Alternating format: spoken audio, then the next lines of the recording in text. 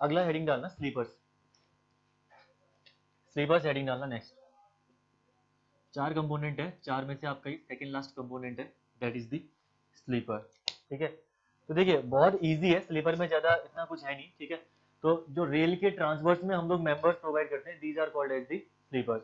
ठीक है, तो रेल के ट्रांसवर्स में जो भी मेंबर्स आप प्रोवाइड करोगे, ये रेल है, ठीक है, और ट्रांसवर्स में जो आपने ये मेंबर प्रोवाइड करे, ठीक है, इनको हम लोग बोलते हैं स्लीपर्स। ठीक है, सबसे पहला काम तो यहाँ पे एग्जाम में क्या बोलता है स्लीपर्स के बारे में, ये बोलता है कि लोड को ऑब्वियसली बात है ट्रांसफॉर्म तो कर रहा है, ट्रांसफर तो कर रहा है, ठीक है, लेकिन आपने पढ़ा था ना कि जो रेल होती है, रेल रोलिंग लोड को कन्वर्ट करती है किसमें, पॉइंट लोड में, है ना। तो जब पॉइंट लोड आपका इस स्लीपर में जाएगा ना, तो स्लीपर से ये यूडीएल के फॉर्म में ट्रांसफर होता है। ठीक है, इन रेल से जो पॉइंट लोड आपका आएगा, ये पॉइंट लोड यहाँ पे यूडीएल के फॉर्म में ट्रांसफर होगा किसमें, इन स्लीपर्स में, और स्लीपर्स से ये लोड ट्रांसफर हो जाएगा बैलास्ट में सीधे। ठीक है, in the form of UDL. This is the most important question, यहाँ पे से ये अच्छा क्वेश्चन पूछता है, ये बहुत बार ईएस में 2 बार या 3 बार रिपीट हुआ क्वेश्चन है। रेल का क्वेश्चन भी पूछा है इन्होंने, साथ में स्लीपर का क्वेश्चन भी पूछा है कि स्लीपर में लोड का डिस्ट्रीब्यूशन आपका क्या रहता है। ठीक है, तो स्लीपर का काम होता है पॉइंट लोड को यूनिफॉर्मली डिस्ट्रीब्यूटेड लोड में कन्वर्ट करना। ठीक है, अब देखिए इसके फंक्शंस की अगर हम बात करें, तो पहला काम तो सिंपल सी बात है, आप समझ ही पा रहे होंगे। अगर ये रेल 1 बोलूं मैं इसको, दिस इज रेल 1 और ये रेल 2 है। ठीक है, अगर रेल 1 और रेल 2 को अगर आपको टाइटली आपस में क्या करना है, कंबाइन करके रखना है, तो ये मीन कौन प्रोवाइड कर रहा है, सिंपल सी बात है स्लीपर। ठीक है, तो स्लीपर का काम क्या है, स्लीपर का काम है फर्मनेस और इवननेस प्रोवाइड करना। ठीक है, रेल्स के बीच में फर्मनेस प्रोवाइड करने का काम स्लीपर करता है। अगर स्लीपर प्रोवाइड नहीं करोगे तो रेल इसके ऊपर से गुजरी नहीं पाएगी, रेल गुजरी ये आगे, ठीक है, डिरेल हो जाएगी सीधे सीधे। ठीक है, तो इस डिरेलमेंट को रोकने के लिए फर्मनेस की रिक्वायरमेंट पड़ती है दो रेल्स के बीच में, जो कि प्रोवाइड करता है आपका स्लीपर। ठीक है, अगला इसका काम होता है आपका गेज को मेंटेन करना, प्रॉपर गेज मेंटेन होगा।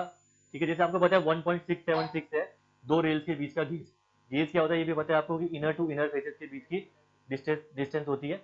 और इतना भी पता है आपको कि जो इंडिया है, इंडिया में जो व्हील्स रन करती है इनर फेस में रन करती है। ठीक है, तो इनर टू इनर फेसेस की डिस्टेंस हम लोग यहाँ पे गेज डिस्टेंस बोलते हैं। जहाँ पे आउटर फेस में रन करती होगी वहां पे हम बोलेंगे outer to outer face distance बोलेंगे। ठीक है, लेकिन इंडिया के पर्सपेक्टिव में हम डिफाइन कर रहे हैं गेज को, तो इनर टू इनर करा हमने। ठीक है, तो लेकिन उस गेज को प्रॉपर्ली मेंटेन करने का काम कौन करेगा, ये करेगा स्लीपर। ठीक है, तो पहला तो फर्मनेस हो गया, इवननेस हो गया, और दूसरा हो गया आपका जो गेज लेवल है उसको प्रॉपर्ली मेंटेन करेगा। ठीक है, अगला मैंने पहले ही बता दिया आपको कि जो लोड आएगा ऊपर से, रेल से जो लोड आएगा उस रेल को डिस्ट्रीब्यूट करेगा ये बेलास्ट में। ठीक है, रेल से लोड को डिस्ट्रीब्यूट करेगा बेलास्ट में। और एक इंपॉर्टेंट क्वेश्चन ये भी पूछता है कि क्या ये इलास्टिक मीडियम की तरह बिहेव करेगा, बिल्कुल। ठीक है, ये एक इलास्टिक मीडियम भी प्रोवाइड करता है। ये इलास्टिक मीडियम होता क्या है, इलास्टिक मीडियम होता क्या है, ठीक है, देखो होगा क्या, जब ये लोड आएगा इसके ऊपर, स्लीपर के ऊपर, तो इलास्टिक मीडियम का मतलब होता है कि इनिशियल में जब लोड आया तो उसकी पोजीशन चेंज हुई है, या तो कॉन्ट्रैक्ट किया, एक्सपेंशन किया, जो भी हुआ उसमें आया वो चीज, लेकिन जैसे ही लोड रिमूव हुआ तो अपनी ओरिजिनल पोजीशन में आ गया। ठीक है, तो इलास्टिक मीडियम को भी प्रोवाइड करता है कौन, स्लीपर। ठीक है, तो ये 4 पॉइंट आपको ध्यान रखने हैं। पहला तो स्लीपर तो ट्रांसवर्स मेंबर है, पूछेगा नहीं कभी भी। ठीक है, दूसरा क्वेश्चन पूछेगा, दूसरा क्वेश्चन जो यहाँ पे बनता है, पहला क्वेश्चन जो बनेगा मतलब पॉइंट लोड को कन्वर्ट करता है ये यूडीएल के फॉर्म में।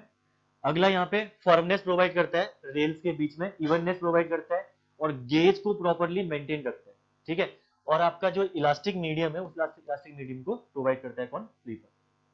ठीक है, और लोड को ट्रांसफर कहाँ करेगा, बेलास्ट में। तो सिंपल सा है, इससे क्वेश्चन हार्डली 1-2 क्वेश्चन पूछेगा यहाँ से। ठीक है, जरा लिखिए इसके बारे में, अभी क्वेश्चन कौन सा आएगा यहाँ से वहां पे हम पता करते हैं। वो बहुत फ्रीक्वेंट क्वेश्चन है और मुझे लगता है इस बार फिर एग्जाम में आएगा, डन आएगा, अभी मैं करा रहा हूँ क्वेश्चन इसके बाद। ठीक है, लिखिए इसमें इलास्टिक मीडियम मतलब है, इलास्टिक मीडियम का मतलब क्या होता है, जैसे ये है, इसके बाद भी आपका जो यूज करोगे बेलास्ट, बेलास्ट भी हम लोग इलास्टिसिटी के लिए प्रोवाइड करते हैं ना। बेलास्ट और जो स्लीपर है इनका काम है इलास्टिक मीडियम प्रोवाइड करना, यानी जब लोड आएगा तो लोड को ट्रांसफर करते टाइम पे ये अपनी पोजीशन चेंज करेंगे, या तो एक्सपेंशन आएगा इसमें या कॉन्ट्रैक्शन आएगा। जैसे ही लोड गुजरेगा तो फिर अपनी ओरिजिनल पोजीशन में आ जाएंगे, मतलब डिफॉर्मेशन परमानेंट नहीं होगा इनकी। ठीक है, अगर स्लीपर्स में परमानेंट डिफॉर्मेशन होगा तो ऑब्वियसली बात है उसके बाद तो इनकी गेज ये सब चीजें चेंज हो जाएंगी ना उसके बाद। तभी मैंने बोला कि इलास्टिक मीडियम प्रोवाइड करते हैं। ठीक है, इलास्टिक मीडियम प्रोवाइड नहीं करते। लिखिए इसमें स्लीपर्स में लिखिए, sleepers are placed, sleepers are placed transverse to the rail, sleepers are placed transverse to the rail, transverse to the rail section transverse to the rail section, full stop करके लिखिए, sleepers transfer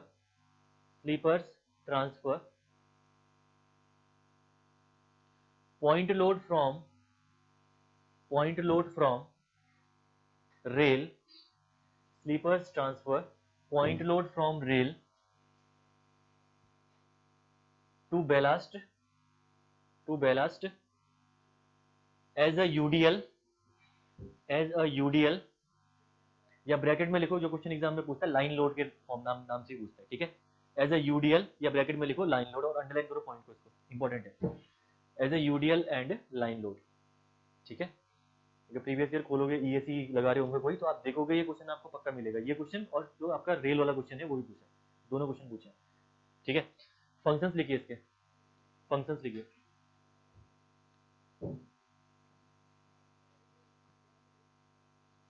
पहला लिखिएगा to support, पहला लिखिएगा to support rails firmly and evenly, to support rails firmly and evenly। दूसरा point लिखिएगा इसमें, to keep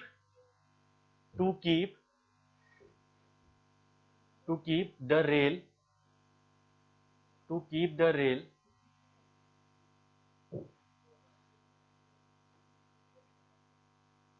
at correct gauge and level, ठीक है। ऐसा ना हो कि मतलब रेल से बैलास्ट ऊपर आ गए, रेल नीचे, ये रोकने का काम करेगा स्लीपर हमेशा आपको इंश्योर करेगा कि जो आपका रेल है वो बैलास्ट से ऊपर है, ठीक है। अगला पॉइंट लिखिएगा इसमें, to distribute the load to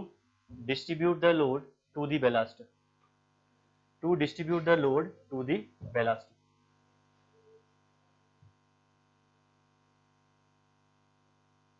और लास्ट लिखिएगा to act as a elastic medium,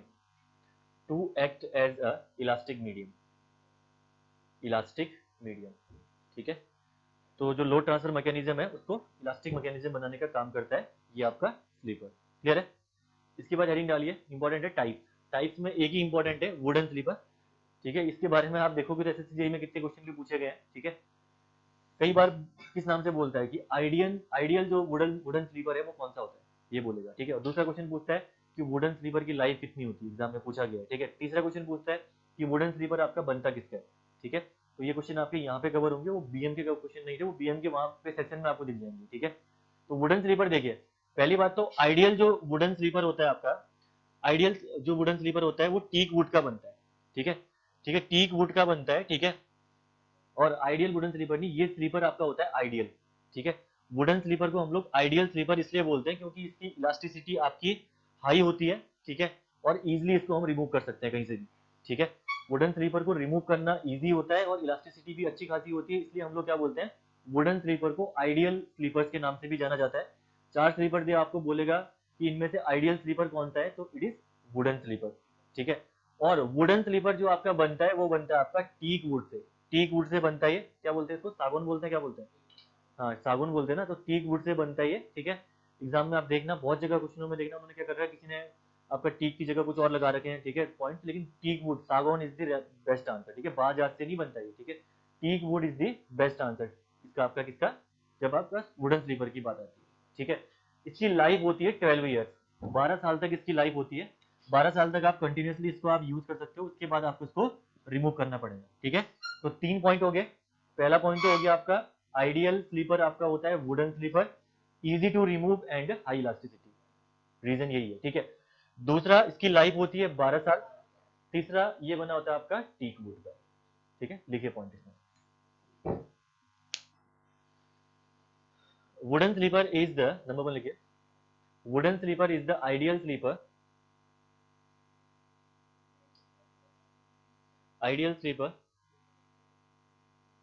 due to its more elasticity,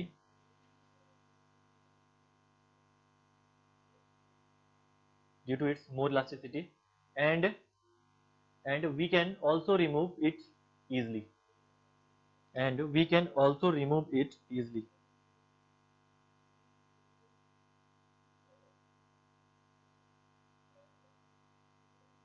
remove it easily, ठीक है। लाइफ लिखिए इसकी नीचे, दूसरा पॉइंट लिखना लाइफ, लाइफ में लिखिएगा 12 ईयर्स, लाइफ लिखिएगा इसकी 12 साल। थर्ड पॉइंट क्या था, wooden sleeper are made of, wooden sleepers are made of teak wood, teak would,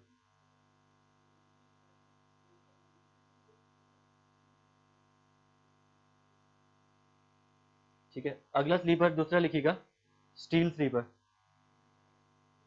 second number of sleeper लिखिए स्टील स्लीपर। अब ये स्टील स्लीपर इतनी इंपॉर्टेंट नहीं है, इससे क्वेश्चन ऐसा कुछ पूछेगा नहीं आपसे, ठीक है, ज्यादा कुछ नहीं है इनमें। स्टील स्लीपर जनरली एक क्वेश्चन ये पूछ सकता है आपसे एग्जाम में कि जो स्टील स्लीपर है इंडिया में कितने, इंडियन रेलवे में कितना परसेंट एरिया कवर करते हैं। तो 30% जो हमारा इंडियन रेलवे का जो आपके स्लीपर्स प्रोवाइड कर रखे आपने, दीज आर ऑफ स्टील, ठीक है। ये आपके कितने हैं, स्टील के बने हुए, यही पॉइंट लिखो इसमें, बाकी इसमें ऐसा पॉइंट नहीं बनेगा, ठीक, लिखिएगा इसमें। They cover around, they cover around, they cover around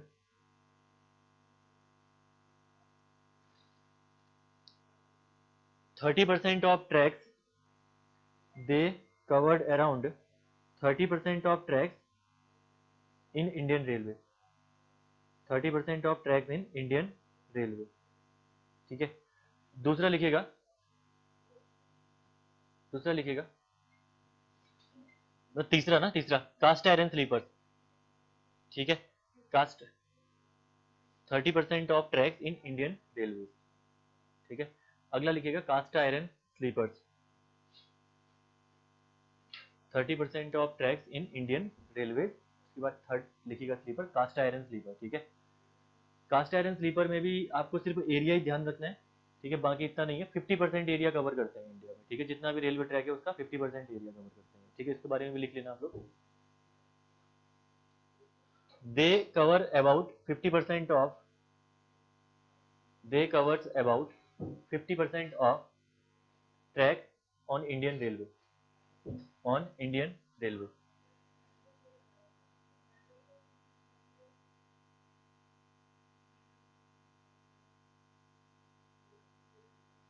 ठीक है। लास्ट लिखिएगा आरसीसी स्लीपर, छूट गया, लास्ट लिखिए आरसीसी स्लीपर। इनमें से क्वेश्चन ऐसे बनेंगे नहीं, ठीक है, जस्ट खाली एक लाइन लिखा रहा हूँ, बाकी ज़्यादा टाइम वेस्ट करना है नहीं, क्योंकि कुछ नहीं पूछेगा इनसे क्वेश्चन एग्जाम में, सिर्फ वुडन स्लीपर अच्छे से ध्यान रखना, ठीक है। आरसीसी स्लीपर की अगर मैं बात करूं तो अगर गेज को प्रॉपर मेंटेन करना है और लेवल को प्रॉपर मेंटेन करना है तो जो सबसे बेस्ट स्लीपर होता है that is the RCC sleeper. मैंने दो फिगर आपको देखी भेजी भी हैं, जरा देखिए, एक में स्टील स्लीपर मैंने फिगर भेजा हुआ है आपको, और एक में भेजा हुआ है मैंने आपको आरसीसी स्लीपर। देखिए दोनों में डिफरेंस देखिए, लेवल का डिफरेंस देखिए प्रॉपरली, यहाँ पे बहुत डिफरेंस है। अगर आप स्टील स्लीपर में देखोगे, स्टील स्लीपर देखोगे तो गेज या जो गेज तो प्रॉपरली मेंटेन स्टील स्लीपर में भी है, लेकिन अगर बेलास्ट से लेवल की अगर हम बात करें तो बेलास्ट से लेवल बहुत ज्यादा प्रॉपरली मेंटेन नहीं है in case of the steel sleeper, ठीक है। लेकिन अगर आप यहाँ पे आओ और आरसी स्लीपर में देखोगे तो आरसी स्लीपर में देखो प्रॉपर लेवल मेंटेन है बॉटम से बेलास्ट से, ठीक है। बेलास्ट आपको नजदीक दिखेगा भी नहीं, साथ में आपका गेज भी यहाँ पे प्रॉपरली मेंटेन है, ठीक है। तो इसमें जस्ट आप लिख लीजिए कि properly maintain gauge and level, properly maintain gauge and level, ठीक है, गेज एंड लेवल। बाकी लाइफ इसकी लॉन्ग रहती है, आरसी स्लीपर की लाइफ भी काफ़ी अच्छी होती है, ठीक है। और फायर से भी हम इतना ज़्यादा दिक्कत नहीं होती, फायर हजार से इतना लिखने की रिक्वायरमेंट नहीं है, बस हो गया, ठीक है। समझ गए इतना, ये हो गया टाइप्स ऑफ स्लीपर। अगला इसके बाद हम लोग आगे बढ़ते हैं, नेक्स्ट आइए उसके बाद आप लोग सबसे इंपॉर्टेंट जो मैं बोल रहा हूँ क्वेश्चन एग्जाम में आएगा, देख लेना, इस बार भी एग्जाम में दिखेगा ही, ठीक है, अच्छे से कर लेना इसको। स्लीपर डेंसिटी इस बार पॉलिटेक्निक लेक्चर का दिया होगा किसी ने एग्जाम, यूपीपीएससी यहाँ भी आया हुआ है, पिछली बार यूपी ए का एग्जाम दिया होगा वहाँ भी आया हुआ है, ठीक है, और इस बार यूपीपीएससी ए दोगे यहाँ भी आएगा, डन। अगर रेलवे से 8-10 क्वेश्चन आए तो डन आएगा इससे क्वेश्चन,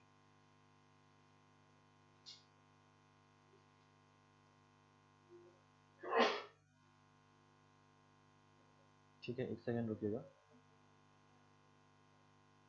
ओके ठीक है।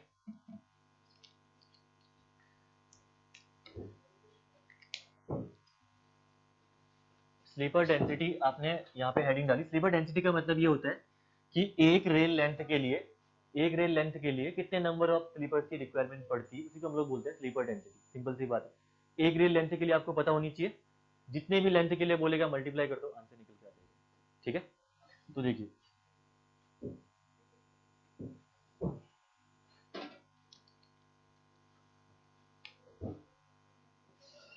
Number of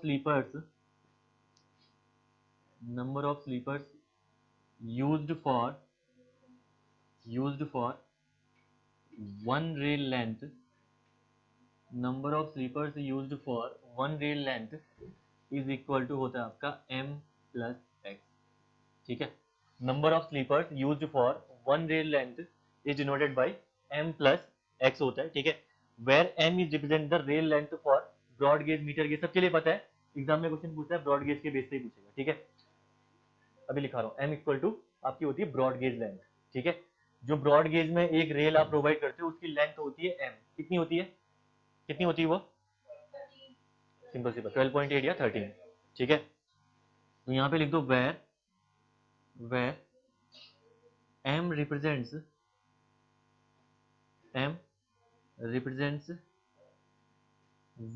the rail length represents one rail length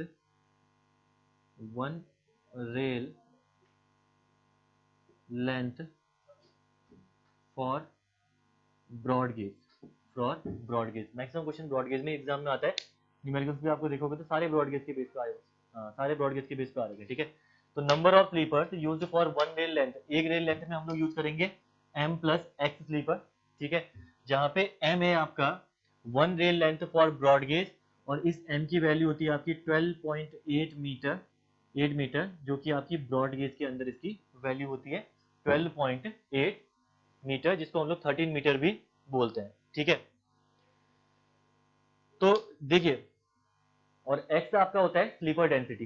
यहाँ पे sleeper density basically m plus x है, लेकिन x की जो वैल्यू आपको दी गई है, जो x की वैल्यू दी गई है that is equal to x की वैल्यू m प्लस 2 से लेकर m प्लस 7 के बीच में। ठीक है, 2 से लेकर 7 के बीच में आपको वैल्यू रखनी किसकी, x की।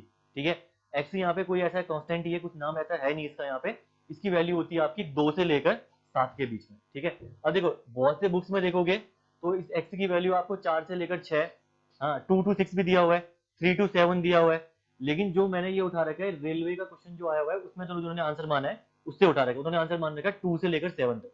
बाकी बुक्स में देखोगे तो 2 से 6 ही है लिखा हुआ, 2 से 6, 3 से 7। तो रेलवे ने 2 से 7 आंसर माना हुआ है, तो इसी बेस पे एग्जाम में भी आएगा आपका। ठीक है, तो मैंने वही कर रखा है, मैंने यहाँ पे काट भी रखा है, 3 से 7 लिया था पहले, मैंने 4 से 7 लिया हुआ है, उसको मैंने कर दिया 2 से 7।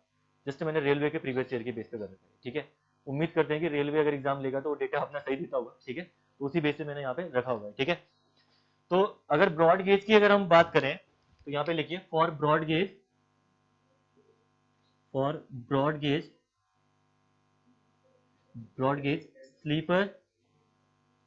स्लीपर डेंसिटी जस्ट कांस्टेंट है वो, हाँ जस्ट कांस्टेंट है। स्लीपर डेंसिटी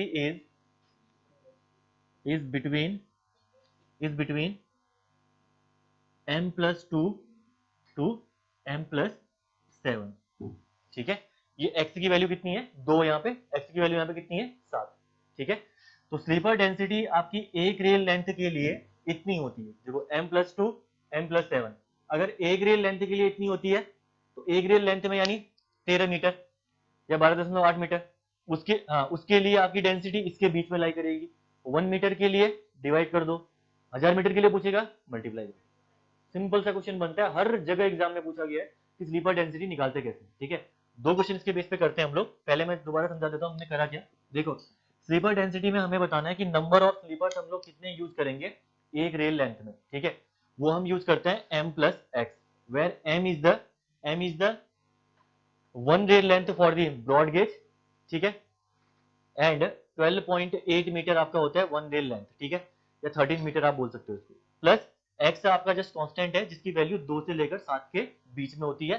तो ब्रॉड गेज के लिए जो स्लीपर डेंसिटी हम यूज करेंगे, ब्रॉड गेज के लिए स्लीपर डेंसिटी 13 मीटर के लिए हम लोग यूज करेंगे m plus 2 to m plus 7। ठीक है, इतने नंबर ऑफ स्लीपर्स हम लोग यूज करेंगे। यहाँ पे m कितना है देखो, अगर m की वैल्यू में जैसे ना, जैसे आपको दिया हुआ है स्लीपर डेंसिटी क्वेश्चन में दिया हुआ है m+2, ठीक है, स्लीपर डेंसिटी m+2 दिया हुआ है अगर आपके क्वेश्चन में, तो ये m कितना है 13+2 यानी कितना हो गया 15।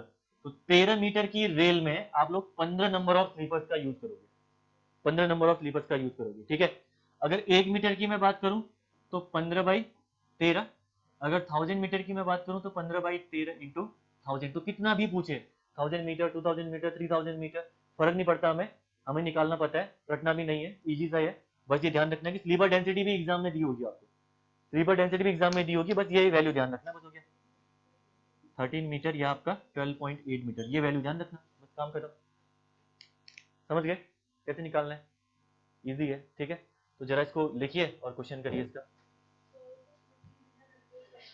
देखो ऑप्शन पे डिपेंड करता है, अगर कई कई ऑप्शन क्या करता है कि बहुत नजदीक दे देगा 1290, ठीक है, 1295, 1300 करके दे देगा, तो उससे मैं आपको 12.8 रख के करना पड़ेगा एग्जैक्ट वैल्यू निकालनी है। अगर हाँ ऑप्शन दूर दूर है, 50-50 का गैप अगर बीच में आ रहा है तो फिर फर्क नहीं पड़ता, फिर आप 13 लेके चलना, आंसर इजी पड़ेगा क्योंकि कैलकुलेशन इजी पड़ेगी आपकी, ठीक है। हाँ तो फिर तो कोई दिक्कत ही नहीं है।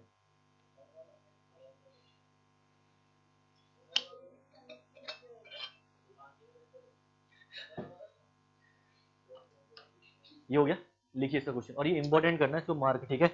मैं बोल रहा हूँ, मेरे को जितना लगता है 90-95% चांस है इस क्वेश्चन के आने के एग्जाम में, सेम आएगा, आप देखना प्रीवियस ईयर में यूथ कॉम्पिटिशन में 10 क्वेश्चन दिखेंगे आपको ऐसे, ठीक है। मैं एक दो क्वेश्चन करा रहा हूँ आपको, एक क्वेश्चन ठीक ठाक है, एक क्वेश्चन सिंपल जो एग्जाम में बनता है। लिखिए इस क्वेश्चन को, calculate the number of sleepers required, calculate the number of sleepers required for 1 kilometre railway track, for 1 kilometer railway track, if sleeper density is n+4, sleeper density is n+4 for broad gauge, ठीक है। इतना ही देगा, इसमें length भी mention है, लेकिन length broad gauge की mention नहीं करता एग्जाम में कभी कभी, ठीक है। तो ब्रॉड गेज के लिए 1 रेल लेंथ कितनी होती है याद होनी चाहिए आपको, ठीक है। तो इसके लिए नंबर ऑफ स्लीपर्स निकालो जरा फटाफट, निकल गया कुछ है ही नहीं। हाँ कितना है 17, 17 तो 13 मीटर के लिए ना, कितने मीटर के लिए निकालना है? हाँ 1 किलोमीटर के लिए ना। हाँ कितना है काउंट करो, कैलकुलेट करो उसको।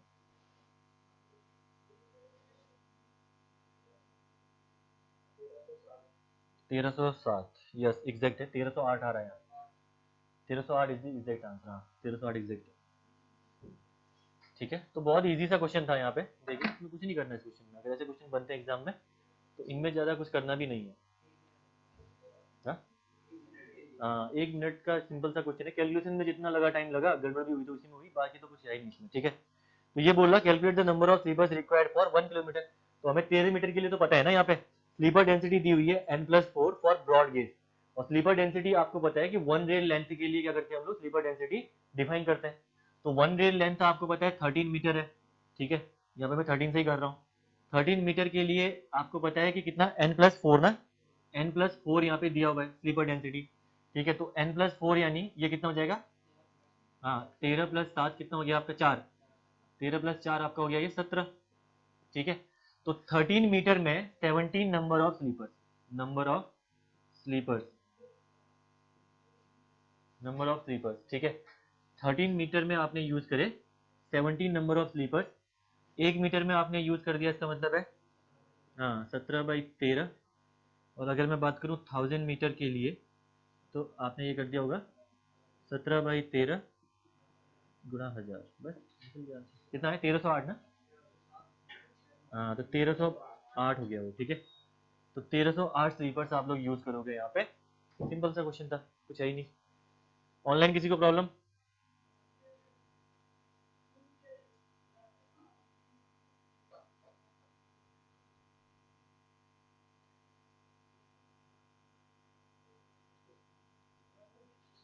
ओके, तो कोई है ही नहीं है। किसने? क्यों?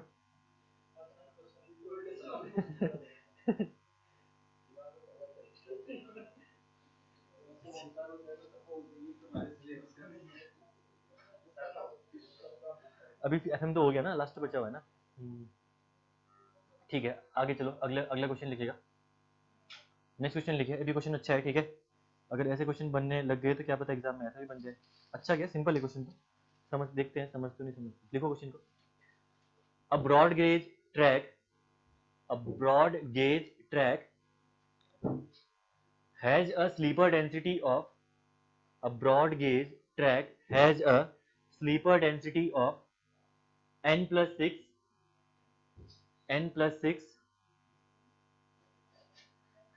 if the track, if the track is laid with, if the track is laid, laid, laid with welded rails, laid with welded rails of 26-meter length, of 26-meter length, find out the number of sleepers, find out the number of sleepers required for, required for constructing, required for constructing, constructing a railway track of, constructing a railway track of 1690 metre, 1690 metre. अब बनाओ जरा इस question को, देखते हैं। हाँ, 1690 metre.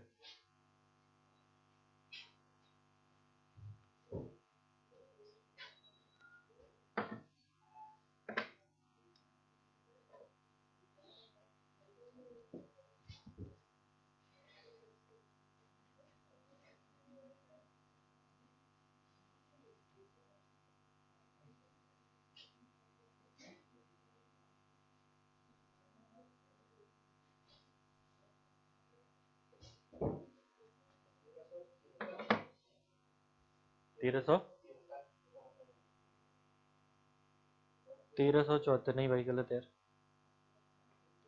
आज हमसे शायद ऑनलाइन में क्विज स्टार्ट होने वाला है, क्विज 30 क्वेश्चन शायद, ठीक है। 30 क्वेश्चन का शायद, क्या आज मेरा ही है, ठीक है। 30 क्वेश्चन का क्विज स्टार्ट होगा ईएससी के लिए, तो उसमें शायद क्वेश्चन देख लो, काम के वन लाइनर क्वेश्चन आपके काम के आएंगे उसमें। नहीं, यहाँ पे दिक्कत कुछ नहीं है, एक ही दिक्कत है, जो आप पकड़ पा रहे हो या नहीं पकड़ पा रहे हो मुझे नहीं पता। हाँ, तो आपने कैलकुलेशन मिस्टेक कर दी, दोबारा करो।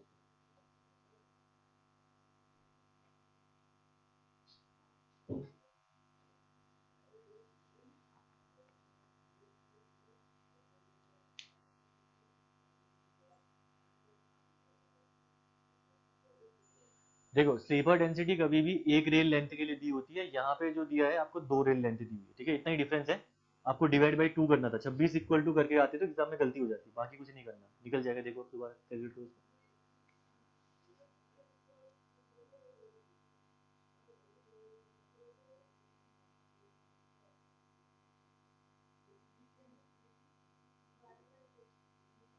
इससे पहले आपका सही तो आया था, 2400 कुछ दिख रहा था मुझे यहाँ से, वो ठीक। हाँ, 2470 आया था इससे पहले आपका आंसर, वो सही था। आपने डिवाइड किससे किया उसके बाद? हाँ, मतलब 2315 तो नहीं आ रहा, 2470 आ रहा है इसमें लिखा हुआ।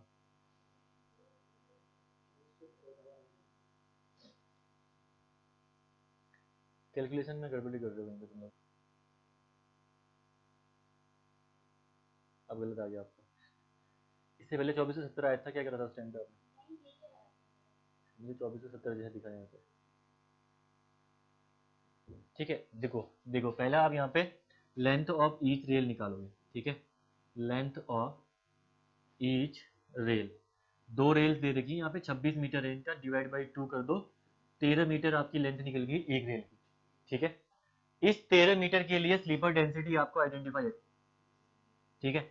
जो स्लीपर डेंसिटी यहाँ पे गिवन है वो 26 मीटर के लिए नहीं है, वो 13 मीटर के लिए। तो 13 मीटर के लिए स्लीपर डेंसिटी यहाँ पे दे रखी है n+6, n+6 दी हुई है, इसका मतलब है कि 13+6 यहाँ पे 19 आ गया, ठीक है। 19 नंबर ऑफ स्लीपर्स आप यूज करोगे कितने में, 13 मीटर की लेंथ में। आपको निकालना कितने के लिए, 1690 के लिए ना, तो 1690 के लिए कितने नंबर ऑफ स्लीपर्स की रिक्वायरमेंट पड़ेगी, एक के लिए निकाल लो बाई 13 करके, 1690 से मल्टीप्लाई कर दो, खत्म। आ गया होगा ना, कहाँ मिस्टेक हो रही है, 2470 आपका आ गया होगा आंसर यहाँ पे,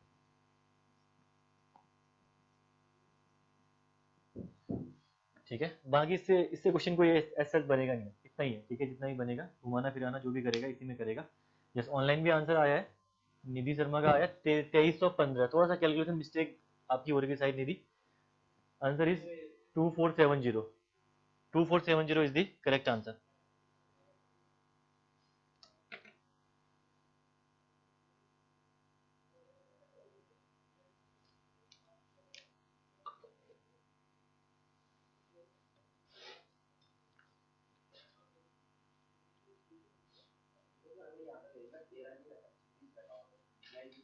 तो मैं वही तो समझा रहा था मैं आपको, 26/2 करना पड़ेगा ना उसको, 26। अच्छा, ना ना ऐसा नहीं।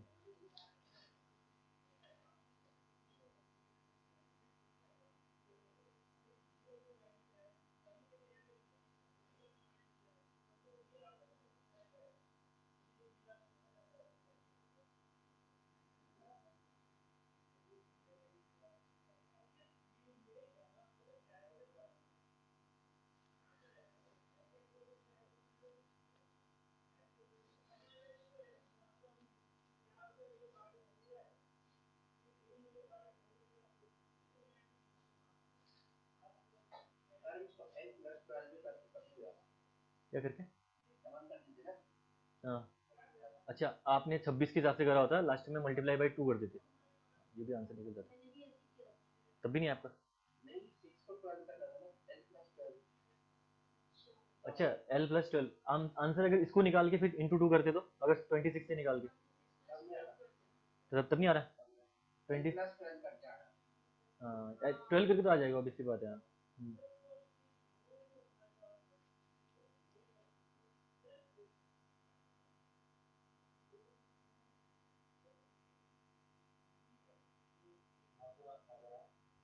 हाँ? आपको क्या करना पड़ेगा, अगर इसको डिवाइड बाई करना पड़ेगा तो 26 के लिए, फिर उसके बाद आपको ये स्लीपर्स भी तो बढ़ेंगे ना, ये 19 19 38 38 हो जाएंगे उसके बाद ना, तब गलती हो जाएगी। हम्म, हम्म, ठीक है ना, बड़े स्लीपर कंप्लीट हो गया। स्लीपर के नीचे एक नोट डालेगा, एक नोट डालेगा इसके नीचे, प्लेट लेइंग हेडिंग डालना है इसमें, प्लेट लेइंग, LAYING, ठीक है। हाँ, नहीं प्लेट लेइंग जस्ट हेडिंग है, ये एग्जाम में पूछा गया आपसे प्रीवियस ईयर में कि प्लेट लेइंग आखिर होती क्या है, ठीक है। तो देखो प्लेट लेइंग से कहीं तक कोई वास्ता नहीं है स्लीपर का, दिखने में आपको लग रहा होगा ना, लेकिन लेकिन जो स्लीपर्स हैं, उन स्लीपर्स को कॉम्पैक्टेड फॉर्म में प्लेस करने की प्रक्रिया को हम लोग बोलते हैं प्लेट लेइंग, ठीक है। The process of laying out sleepers on the compacted formation is known as the plate laying, ठीक है, लिखिए इसको लिखिए, इंपॉर्टेंट है। The operation of laying out, the operation of the operation of laying out, the operation of laying out sleepers on, sleepers on compacted formation, on the compacted formation, on the compacted formation known as plate laying, known as plate laying, ठीक है। This is all about the sleeper, इतनी चीजें आपको sleeper के बारे में ध्यान रखनी थी। आगे बढ़ते हैं, नेक्स्ट आता है आपका कॉम्पैक्टेड फॉर्म, मतलब एफिशिएंटली, एफिशिएंटली जस्ट नाम है वो, ठीक है, एफिशिएंटली स्लीपर्स को प्लेस करना है इसको, ठीक है। नेक्स्ट आपका है, दैट इज द बेलास्ट, आपका है, आपका लास्ट ये टॉपिक है इसका, यूनिट नंबर, एलिमेंट्स का लास्ट टॉपिक है तो यूनिट, हाँ हाँ, हर बार क्वेश्चन में गिवन रहेगा आपको, फिर एज्यूम करोगे तो आंसर तो अलग अलग आएगा ना उसके बाद, तो देते हैं वो एग्जाम में, क्योंकि आपने n+2 माना, उन्होंने n+3 मान लिया, किसने n+4 मान लिया, तो आंसर हाँ, तो आंसर तो उसके बाद बहुत वेरी करेगा, तो 4 ऑप्शन में मैच करेगा ही नहीं किसी का, तो प्रॉब्लम करेगा वो। हर जितने क्वेश्चन मैंने आज तक देखे हैं, इसके 10-12 क्वेश्चन 15 क्वेश्चन जो भी आ रखे हैं आज तक एग्जाम में, सब में स्लीपर डेंसिटी मेंशन है। ठीक है,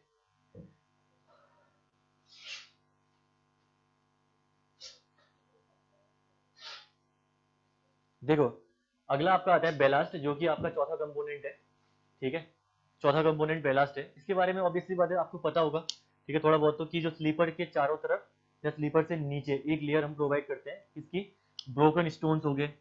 हाँ, ब्रोकन आपके स्टोन्स हो सकते हैं, ठीक है, या आपका हो सकता है ये ग्रेवल हो सकता है। ठीक है, ग्रेवल के अलावा इसको हम लोग मुरम, मुरम की जो लेयर होती है ना, आपने देखा मुरम क्या होता है, रोड़ी, हाँ रोड़ी जैसे आप बोलते हो ना, मुरम देखा जाए तो जैसे रोड आप ले करते हो, रोड ले करने में जो लाल लाल आपका रहता है ना, लाल लाल एग्रीगेट, रेड एग्रीगेट बोलते हैं उसको, रेड एग्रीगेट जैसा होता है, लाल लाल कलर का होता है, उसको बोलते हैं मुरम।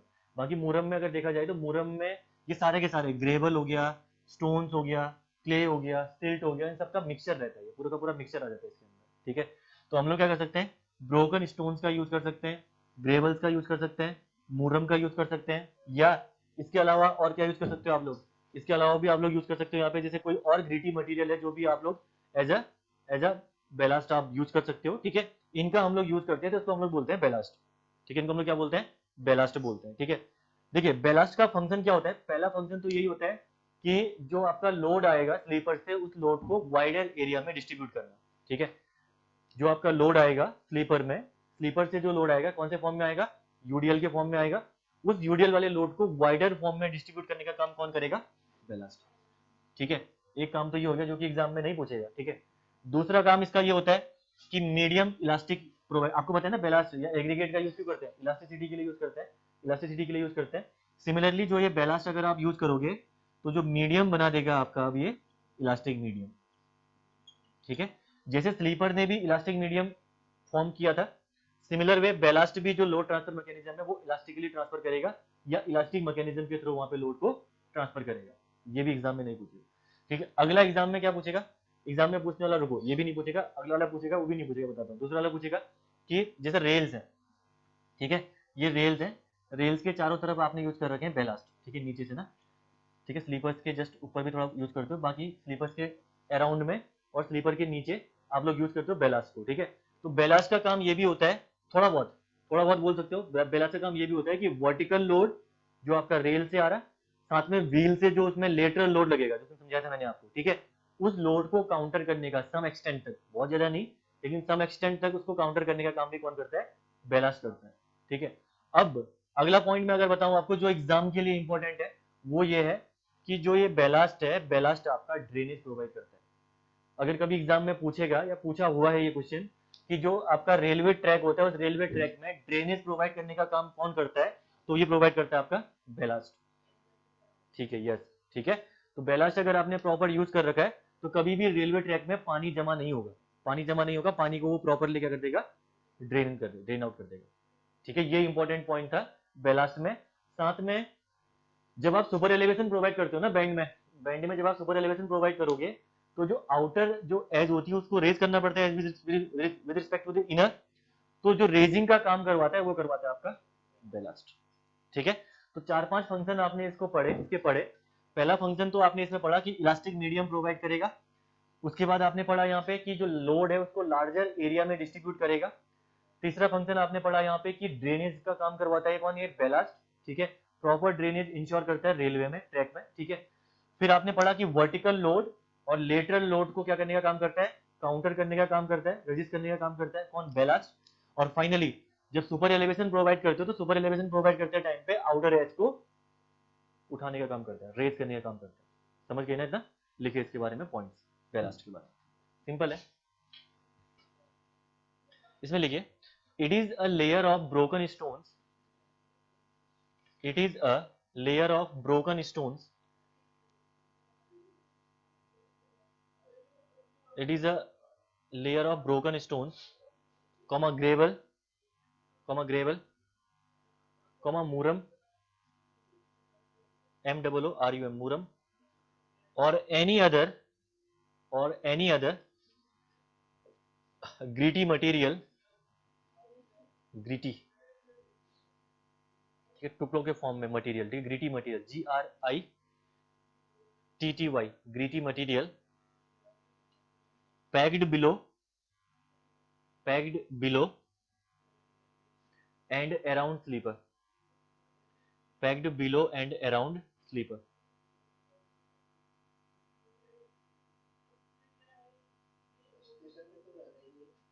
कहाँ पे? स्टेशन पे ड्रेनेज आपका ये इंश्योर नहीं करता है। स्टेशन पे ड्रेनेज इंश्योर कौन करता है? नेक्स्ट यूनिट पे आएगा। उसके लिए हम लोग एक ग्रेडियंट प्रोवाइड करते हैं जो ड्रेनेज के लिए रिस्पॉन्सिबल होता है, ठीक है। स्टेशन में इसके बिना भी ड्रेनेज इंश्योर करते हैं हम लोग, ठीक है, वो पढ़ेंगे बाद में, ठीक है। अगला लिखिए इसमें पॉइंट, फंक्शंस लिखिएगा, फंक्शंस लिखिएगा इसका, फंक्शंस लिखिएगा। फंक्शंस में नंबर 1 लिखिए, ballast provides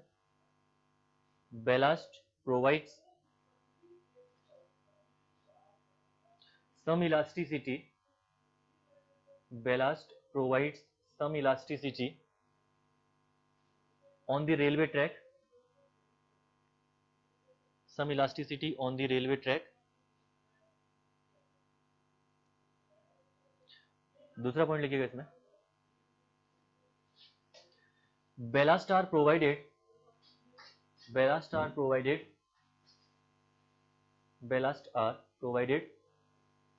to distribute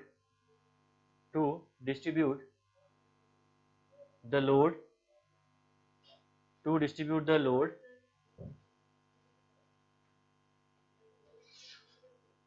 on bigger areas,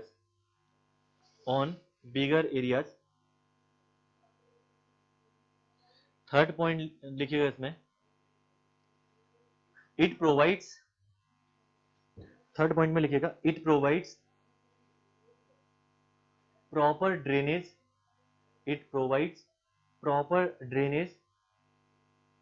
drainage, to the railway track, it provides proper drainage to the railway tracks।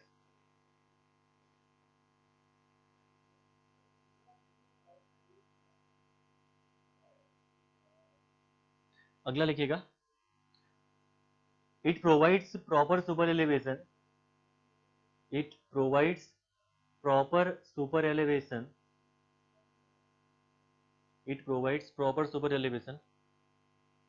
to the outer rail on curves,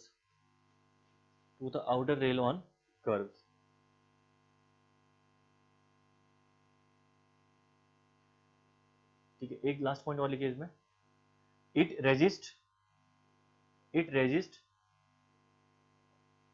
lateral and longitudinal loads,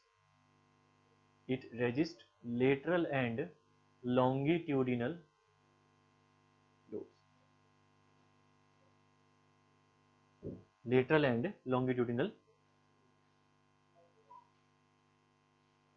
आप ये भी लिख सकते थे इसमें, lateral and longitudinal movement of track भी लिख सकते थे, ठीक है ना, कि ट्रैक को लेटरली या लॉन्गिट्यूडिनली मूव होने से भी रोकना, ठीक है। ये करता है बेलास्ट, या लोड्स को भी आप लोग बोल सकते हो, ठीक है, एक ही बात है वो दोनों चीजें। तो ये तो हो गया आपका बेलास्ट के बारे में, जिसमें से सबसे इंपॉर्टेंट पॉइंट यहाँ पे है ड्रेनेज वाला, ठीक है। जो ड्रेनेज वाला पॉइंट लिखा रखा है, that is the most important point. इससे एग्जाम में क्वेश्चन पूछा भी गया है। बेलास्ट किसका होता है, ऑब्वियसली बात एग्जाम में नहीं पूछेगा। लोड डिस्ट्रीब्यूट करना, ये भी नहीं पूछेगा। स्टेटमेंट के फॉर्म में 3-4 स्टेटमेंट बना के एग्जाम में पूछ सकता है कुछ, तो वो उस चीज के लिए तैयार रहना, ठीक है। उस चीज में आपके यही फंक्शंस देगा, वो 3 स्टेटमेंट दे देगा, बोलेगा विच of the following is true. तो वहां पे आपको दे देगा कि lateral and longitudinal movement prevented, drainage adequate drainage provided, या बोल देगा आपको तीसरा कि इलास्टिक मीडियम प्रोवाइडेड, ठीक है। तो all of the above correct करके आना उस केस में। तो फंक्शंस आपके ईएस में इंपॉर्टेंट है स्टेटमेंट वाइज, ठीक है। नेक्स्ट आपका उसके बाद हेडिंग डालिए, इसमें बेलास्ट में main considerations for ballast,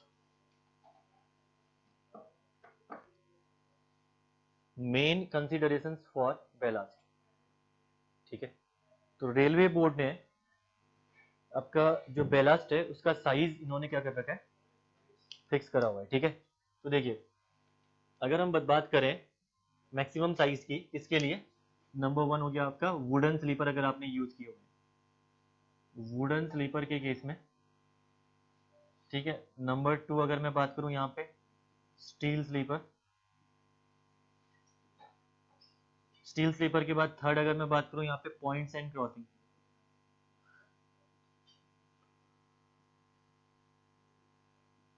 points and crossing, ठीक है। तो इंडियन रेलवे ने इनके लिए बैलास्ट का साइज फिक्स रखा हुआ है, ठीक है। अगर कभी भी वुडन स्लीपर कहीं पे अगर आपने यूज करवा रखे हैं तो in that case 50 mm is the maximum size of the ballast, ठीक है। 50 mm आपका मैक्सिमम साइज है। अगर स्टील स्लीपर की मैं बात करूं तो स्टील स्लीपर के केस में आपका हो जाएगा 38 mm या सेंटीमीटर, mm होगा, ठीक है। 38 mm is the size of the ballast. और पॉइंट्स एंड क्रॉसिंग के केस में, पॉइंट्स एंड क्रॉसिंग के केस में आपका ये 25 mm, ठीक है। हाँ वही है बेलास्टर का साइज, साइज ऑफ द बेलास्टर। ना ना डेप्थ तो अभी करवाऊंगा, डेप्थ अभी नहीं करवा, डेप्थ अभी आने वाला है, ठीक है। तो जो साइज आपका है, और ये साइज जो है इंडियन रेलवे फॉलो करती है भाई, ठीक है। तो इसमें आपका वुडन स्लीपर के बेस पे ऑलरेडी एग्जाम में पूछा जा चुका है क्वेश्चन, ठीक है। वुडन स्लीपर के केस में एग्जाम में क्वेश्चन आया हुआ है कि वुडन स्लीपर्स के लिए maximum size of the aggregate पूछेगा आपसे, या बोलेगा बेलास्ट का मैक्सिमम साइज कितना यूज करोगे, दैट इज 50 mm, ठीक है। स्टील स्लीपर के लिए 12 घटा दो 38 mm।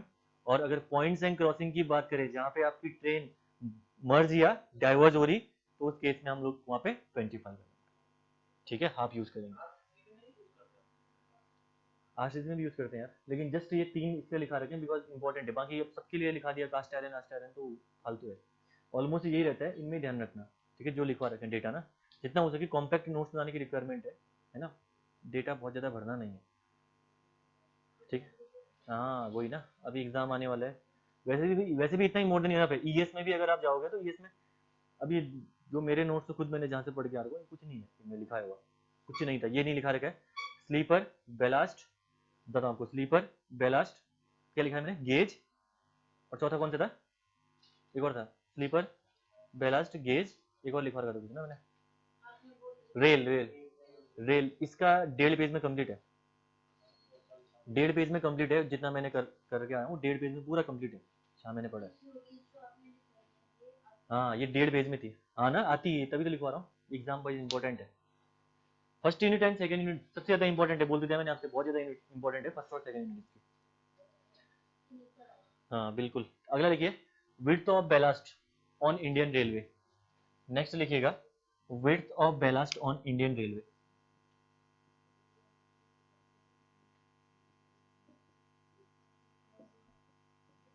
ऑन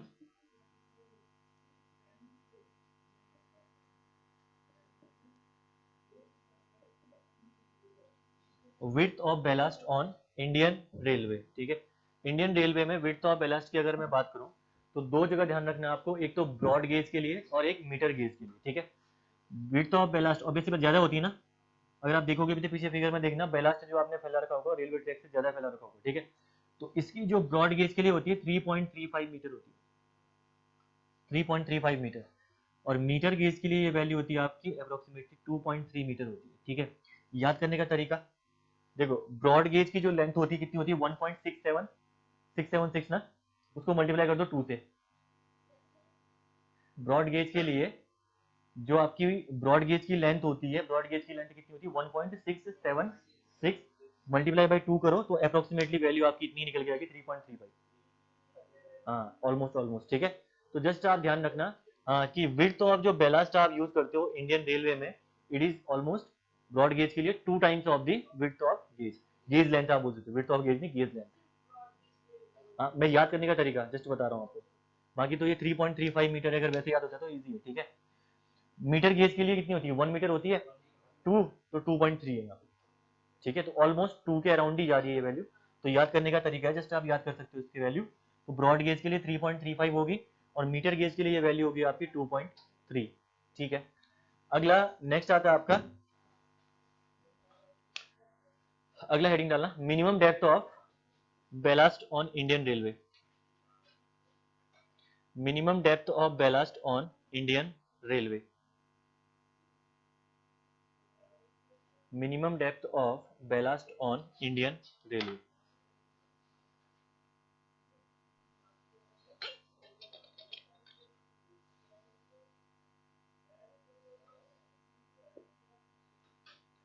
पहला लिखिएगा ब्रॉड गेज के लिए,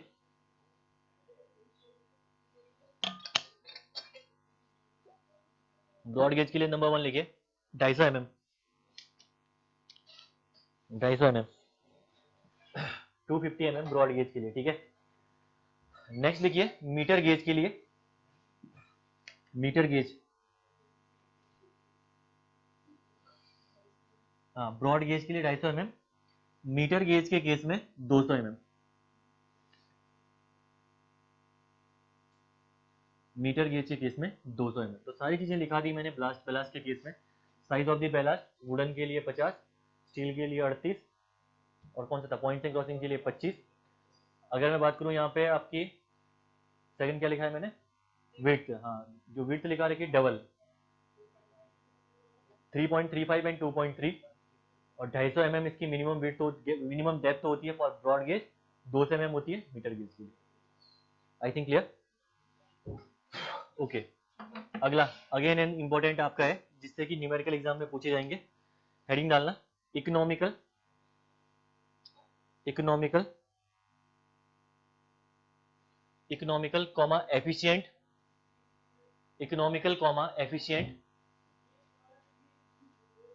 oblique minimum depth of ballast, economical oblique efficient oblique minimum depth of ballast, minimum depth of ballast, ठीक है। जो मिनिमम डेप्थ ऑफ बेलास्ट आप प्रोवाइड करोगे, मैंने आपको लिखवा दिया 250 तो आपको प्रोवाइड करना ही करना है, लेकिन आप अगर फॉर्मूले से कैलकुलेट करोगे उसको तो कितनी वैल्यू निकल, 250 से नीचे नहीं जाना अगर आ गई उसमें वैल्यू, ठीक है, उससे ऊपर ही जानी है। अगर 250 से ऊपर वैल्यू आ गई तो आप इस फॉर्मूले के हेल्प से कैलकुलेट करोगे, ठीक है। देखते हैं जरा कैसे हम लोग इसको कैलकुलेट करवाते हैं। देखिए ये पहले सबकी आपकी रेल है, this is the rail,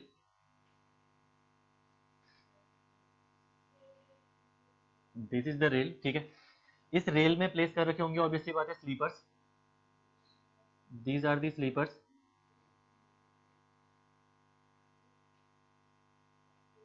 sleeper के नीचे आपने प्लेस कर रखा होगा बेलास्ट को, है ना, स्लीपर के नीचे प्लेस कर रखा आपने बेलास्ट को,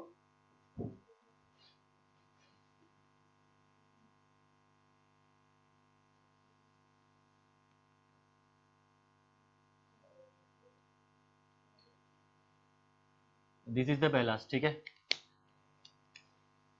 ये है आपकी रेल, रेल के नीचे प्लेस कर रखे हैं आपने स्लीपर्स, स्लीपर्स के नीचे आपने प्लेस कर रखा है बेलास्ट को। ऑब्वियसली बात है बेलास्ट से नीचे क्या होगा, नेचुरल ग्राउंड लेवल होगा, नहीं होगा, इसके नीचे होगा आपका नेचुरल ग्राउंड लेवल, ठीक है। This is the ground level and this is the natural ground level, simple सी बात है, ठीक है। ये एक सेक्शन है किसी भी रेल का जो मैंने यहाँ पे उठा रखा है, ठीक है। फिलहाल मैंने ये सेक्शन यहाँ पे कंसीडर किया हुआ है।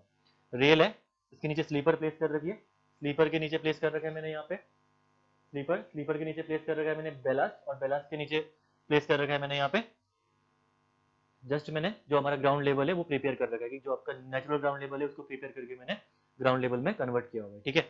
अब देखिए जो लोड का डिस्ट्रीब्यूशन होगा ना, जो हम एज्यूम करते हैं इसमें, वो एज्यूम करते हैं 45 डिग्री में, ठीक है।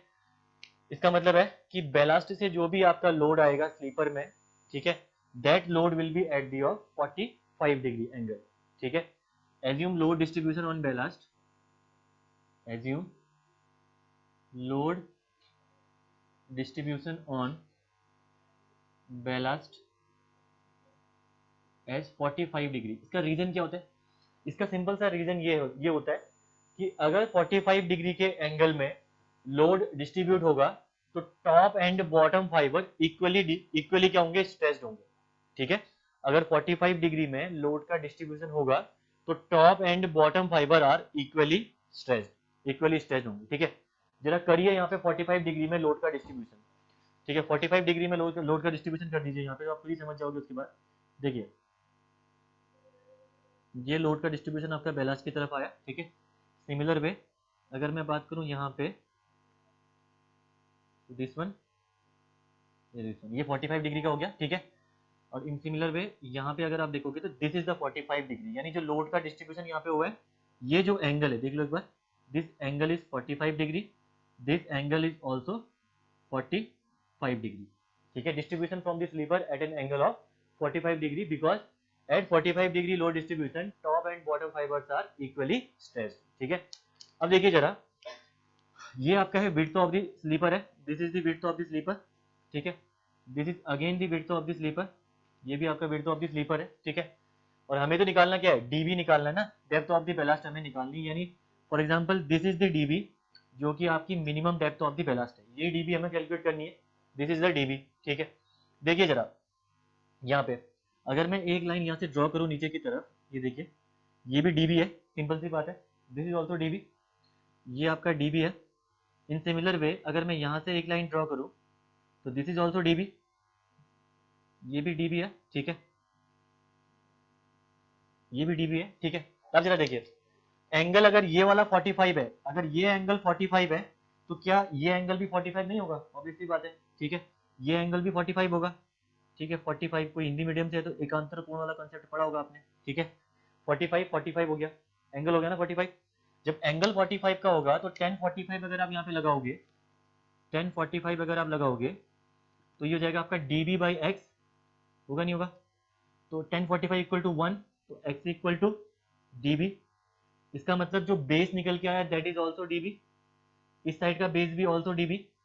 ठीक है, ये भी ऑल्सो db आपका निकल के आ गया। ठीक है, ये तो हो गया आपका db। ठीक है, अगर अगर मैं मान रहा हूं कि s यहाँ पे centre to centre spacing between the sleeper होगी, for example if this s is the centre to centre spacing between the sleeper. ठीक है, ये मैंने ले लिया s, centre to centre spacing between the sleeper. तो एक बार जरा मुझे यहाँ पे centre to centre spacing between the sleeper निकालिए कि बताइए। ठीक है, देखिए यहाँ पे है w is the width of the sleeper, width of the sleeper. अगर मैं बात करूं यहाँ पे s की, तो ये आपकी centre to centre distance, distance between the sleeper, sleeper. ठीक है, centre to centre distance between the sleeper, और ये centre to centre distance between the sleeper कितनी होगी, देखिए जरा, w/2 प्लस ये वाली डिस्टेंस कितनी है, db 2 times of db, w/2 2 times of db plus w/2, होगी नहीं होगी। तो अगर मैं s निकालूं यहाँ पे तो s इक्वल टू हो जाएगा आपका w/2 plus w/2 plus 2 times of db। हमें निकालना क्या है, db निकालना है, तो db निकालोगे अगर आप यहाँ पे तो db इज इक्वल टू कितना हो जाएगा, ये w, s minus w divided by 2, simple. ठीक है, तो minimum depth of the ballast is s minus w divided by 2, this is the minimum depth of the ballast. और इसके बेस पे ऑब्जेक्टिव में आपका ये फॉर्मूला भी पूछा गया है, ऑब्जेक्टिव में इसके बेस पे न्यूमेरिकल भी आया है इंजीनियरिंग सर्विस में इससे पहले, और साथ में कुछ स्टेट जेई में भी, स्टेट एई में भी पक्का आ रखा होगा, आप देख लेना एग्जाम में, मैंने देखा नहीं है लेकिन इंजीनियरिंग सर्विस में दोनों क्वेश्चन पूछे गए। समझ गए, तो कुछ नहीं किया, देखो यहाँ देखो, पहला सबसे ऊपर प्लेस कर रखी मैंने रेल, रेल के नीचे प्लेस करा है स्लीपर, स्लीपर के नीचे प्लेस किया बेलास्ट, बेलास्ट के नीचे नेचुरल ग्राउंड लेवल जो आपने प्रिपेयर किया, ग्राउंड लेवल प्रिपेयर किया वो है। ठीक है, मैंने बोला कि जो स्लीपर से बेलास्ट में लोड आएगा, हमें निकालना है minimum depth of the ballast. मैंने बोला जो स्लीपर से बेलास्ट में लोड आएगा that load will be at an angle of 45 degree transfer होगा। क्यों, अगर 45 डिग्री अगर आपके एंगल में लोड ट्रांसफर होगा तो top fibre and bottom fibre equally stretch होते हैं, ऐसा देखा गया है। ठीक है, तो at 45 degree angle top fibre of the ballast and the bottom fibre of the ballast are equally stretch. तो लोड डिस्ट्रीब्यूशन मैंने कर दिया 45 डिग्री पे, 45 degree from the sleeper to the ballast. ठीक है, 45 डिग्री पे जैसे ही मैंने लोड का डिस्ट्रीब्यूशन किया तो देखिए एक ट्रायंगल का फॉर्मेशन हुआ यहाँ पे, अगेन यहाँ पे भी एक ट्रायंगल का फॉर्मेशन हुआ, ये डीबी यहाँ पे है, ये डीबी सेम ही है, ये डीबी और ये डीबी भी सेम ही है। ठीक है, 1045 अगर आपने लगाया यहाँ पे तो this upon this 1045 equal to 1, इसका मतलब this is also DB and this is also DB. हमें निकालनी है यहाँ पे centre to centre spacing between the sleeper, centre to centre spacing between the sleeper अगर आप निकालोगे तो w/2 plus 2 times of db plus w/2, solve किया तो s माइनस w/2 निकल के आ गया। ठीक है, तो this is the formula for the minimum depth of the ballast. Again ये एंगल इंपॉर्टेंट है, ध्यान रखना 45 डिग्री वाला एंगल। ठीक है, कि एंगल किस एंगल में लोड का डिस्ट्रीब्यूशन होता है बेलास्ट में, ये भी एग्जाम में पूछ सकते हैं। क्लियर, करिए फिर।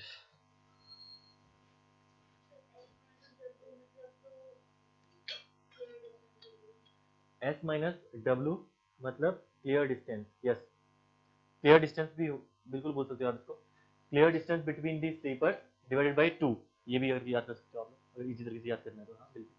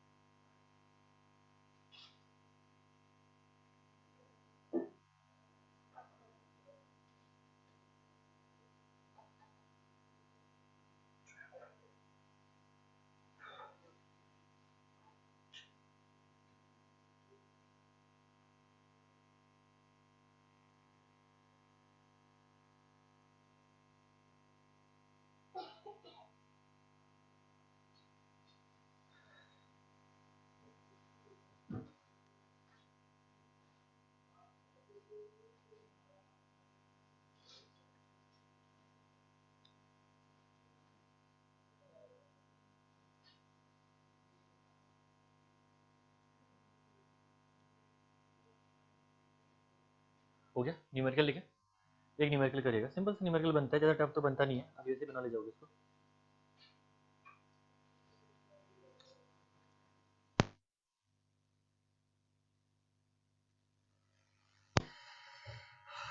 Wooden sleepers are used in track laying, wooden sleepers are used in track laying, wooden sleepers are used in track laying with sleeper density as with sleeper density as n plus 7, with sleeper density as n plus 7, n plus 7 वो n plus 7 एक ही बात है, ठीक है, n plus 7, the sleeper spacing is 65 centimeter, the sleeper spacing is 65 centimeter and 65 centimetre sleeper spacing दी हुई है, and width of sleeper is 25 centimetre, width of sleeper is 25 centimetre, 25 centimetre, calculate the minimum depth of ballast required, calculate the minimum depth of ballast required, जरा निकालो, जरा simple है, कुछ भी नहीं है इसमें, कैलकुलेट करो, आंसर नहीं, कहाँ से करना है। Wooden sleepers are used in track laying with sleeper density as in track laying with sleeper density as n plus 7, the sleeper spacing is 65 centimeter, ठीक है, and width of sleeper is 25 centimeter, calculate the minimum depth of ballast, निकल गया होगा, simple है, खत्म कहानी, ठीक है, आगे बढ़ते हैं।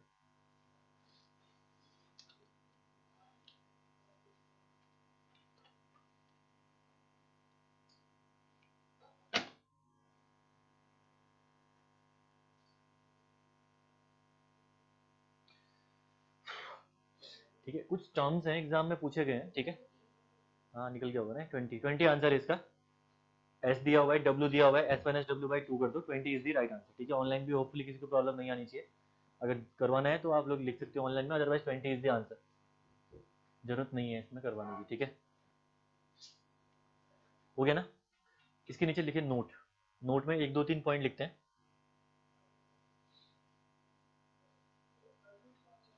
जो एग्जाम में कुछ क्वेश्चन आ रखे हैं उनके बेस पे 1 2 नोट लिखते हैं, ठीक है। जो स्टैंडर्ड रेल आपका होता है ब्रॉड गेज के लिए, उसकी वेट होती है 52 केजी, ठीक है, इसमें लिखिए पहला point, 52 KG rails, 52 KG rails are provided, are mostly used, लिखिए are mostly used, okay okay at the rate 1 2 3, 52 kg rails are mostly used in broad gauge, in broad gauge, ठीक है, ये इंपॉर्टेंट है, ये पूछा गया एग्जाम में कि ब्रॉड गेज के लिए, ब्रॉड गेज के लिए स्टैंडर्ड मास हम लोग कितना प्रोवाइड करते हैं, किसका, स्टैंडर्ड मास या वेट कितना प्रोवाइड करते हैं हम लोग रेल का, दैट इज 52 kg, ठीक है 52 kg। ओके, एक चीज और पूछी गई है, head width of 52 kg rail पूछा गया एग्जाम में, ठीक है लिखिए इसमें, इसके नीचे आया ना, 52 kg वाला बहुत बार पूछा गया। हेड विड्थ मतलब जो मैंने उस दिन रेल बनाई थी ना, जो मैंने रेल का सेक्शन उस दिन बनाया था यहाँ पे, ये कुछ ऐसा, ठीक है। तो इसमें ये वाली विड्थ जो होगी टॉप वाली, that is called the head width, ठीक है। ये साइड भी एग्जाम में, रेलवे के एग्जाम में साइड भी पूछा गया, और तो छोड़ो, ये बॉटम वाला ये भी पूछा गया है, लेकिन और वेब भी पूछा गया, लेकिन हमें इतना ध्यान नहीं रखना है। हमें यहाँ पे सर सिर्फ और सिर्फ ये जो हेड विड्थ है ये कॉमन है, 2-3 बार आ रहा है, इसको याद रखना है, ठीक है। तो इसमें लिखिएगा हेड विड्थ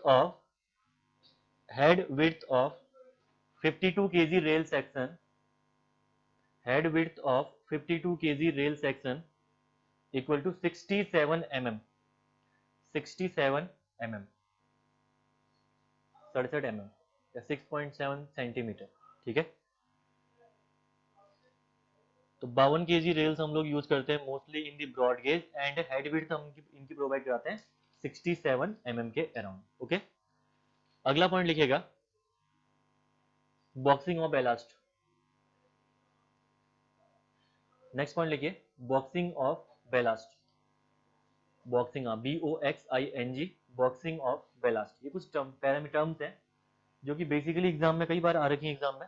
इसने क्या पूछा एग्जाम में रेलवे में कि बॉक्सिंग ऑफ बेलास्ट जब आप यूज करते हो, बॉक्सिंग ऑफ बेलास्ट का मतलब होता है कि बेलास्ट, ऑब्वियसली बात है, बॉक्सिंग ऑफ बेलास्ट का मतलब होता है बेलास्ट को प्रोवाइड कराना, ठीक है। क्वेश्चन क्या पूछा इन्होंने कि boxing of ballast is provided, boxing of ballast में बेलास्ट हम कहाँ पे प्रोवाइड करते हैं पूछा है, कि स्लीपर के नियर, स्लीपर के नीचे, ठीक है। ऐसे करके 4 ऑप्शन बना के दे रखे हैं, at the sleeper, near the sleeper, ठीक है, या बिलो दी स्लीपर, ये करके आपको एग्जाम में क्वेश्चन पूछे हैं, ठीक है। तो ध्यान रखना बॉक्सिंग ऑफ द बेलास्ट का मतलब होता है जो रिलेटिवली लूज बेलास्ट होते हैं उनको स्लीपर्स के साइड में प्रोवाइड करना, ये कहलाता है आपका बॉक्सिंग ऑफ बेलास्ट, ठीक है। तो रिलेटिवली लूज बेलास्ट को साइड में यूज करना किसके, स्लीपर्स के, हम लोग इसको बोलते हैं बॉक्सिंग ऑफ बेलास्ट। लिखिए इसमें packing of loose ballast, packing of loose ballast on the sides of packing of loose ballast on the sides of sleeper,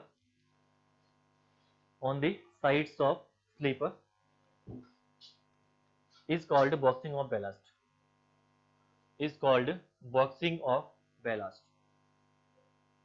is called boxing of ballast, okay। तो इसका ऑप्शन वहां पे जो right था उसमें eight the sleeper था, ठीक है ना, बिलो दी स्लीपर आपका नहीं था, at the sleeper is the best answer, जो कि ऑप्शन में दिया हुआ था इंडियन रेलवे के क्वेश्चन में, आरआरबी जी का क्वेश्चन है, ठीक है ना। 52 kg मतलब है कि आपका जो रेल है, एक रेल ब्रॉड गेज के लिए स्टैंडर्ड वेट लेके चलते हैं 52 kg। बाकी मैंने वेट निकालने का फॉर्मूला ऑलरेडी करवा रखा है, ठीक है, कि weight upon locomotive axle load equal to 1 upon, वो लिखवा रखा है मैंने ऑलरेडी, ठीक है। जो भी फॉर्मूला है उससे भी आप निकाल सकते हो अगर एग्जाम में दिया हुआ है, लेकिन स्टैंडर्ड वेट अब हमारा जो लेके चलते हैं हम लोग, वो लेके चलते हैं 52 kg, क्लियर। आगे बढ़े, अगला इसी में बॉक्सिंग के बाद है पैकिंग, दूसरा लिखेगा पैकिंग, दूसरा लिखेगा पैकिंग, बॉक्सिंग ऑफ बेलास्ट के बाद पैकिंग ऑफ बेलास्ट, ठीक है। देखो पैकिंग ऑफ बेलास्ट में क्या करते हैं, जो बेलास्ट कुशन होता है ना, बेलास्ट कुशन को हम प्रॉपर्ली कॉम्पैक्ट करते हैं बिलो दी स्लीपर, ठीक है। इससे पहले अभी आपने प्रोवाइड कराया था साइड्स, या आपने एट दी स्लीपर प्रोवाइड कराया था, साइड्स ऑफ द स्लीपर अभी आपने इससे पहले बेलास्ट प्रोवाइड कराया था। लेकिन अगर उसी बेलास्ट को आप कॉम्पैक्टेड फॉर्म में बिलो दी स्लीपर प्रोवाइड कराओगे तो that is called as the packing of ballast, ठीक है। लिखिए हेडिंग में पैकिंग ऑफ बेलास्ट के अंदर लिखेगा, पैकिंग ऑफ बेलास्ट के अंदर लिखिए it is the compact ballast, it is the compact ballast, it is the compact ballast cushion, ballast cushion, it is the compact ballast cushion laid below the sleeper, below the sleeper. It is the compact ballast cushion laid below the sleeper. ठीक है, अब पिछली बार उसने boxing पूछा था, अब पूछ सकते हैं पैकिंग। तो पैकिंग में हम लोग जो बैलास्ट यूज करते हैं कहाँ यूज करते हैं? स्लीपर से नीचे। ठीक है, अगला एक और लिखिए, स्क्रीनिंग। स्क्रीनिंग लिखिएगा हेडिंग थर्ड, स्क्रीनिंग। तो पहला हमने पढ़ लिया क्या, स्क्रीनिंग क्या होता है? जो बेलास्ट सेक्शन होता है ना, बेलास्ट सेक्शन को कभी न कभी रिन्यूअल की रिक्वायरमेंट तो पड़ेगी। तो बेलास्ट सेक्शन को जब हम रिन्यू करते हैं तो उसको हम लोग कहलाते हैं, उसको हम लोग बोलते हैं स्क्रीनिंग। ठीक है, तो बेलास्ट सेक्शन को रिन्यू करने की प्रक्रिया को हम लोग बोलते हैं स्क्रीनिंग। पहला आपने पढ़ा यहाँ पे क्या, पहला पढ़ा बॉक्सिंग। बॉक्सिंग में साइड ऑफ दी, जो स्लीपर्स के साइड्स में हम लोग क्या करते हैं, लूज बेलास्ट को क्या करते हैं, प्लेस करते हैं। ठीक है, उसके बाद आपने करा यहाँ पे दूसरा पैकिंग। पैकिंग में हाँ, स्लीपर्स के नीचे कॉम्पैक्टेड फॉर्म में बेलास्ट को यूज करना। थर्ड आपने पढ़ा यहाँ पे क्या, स्क्रीनिंग, यानी renewable of the ballast layer. Simple. ठीक है, लिखिए इसमें स्क्रीनिंग में, it is the process of renewing, it is the process of renewing,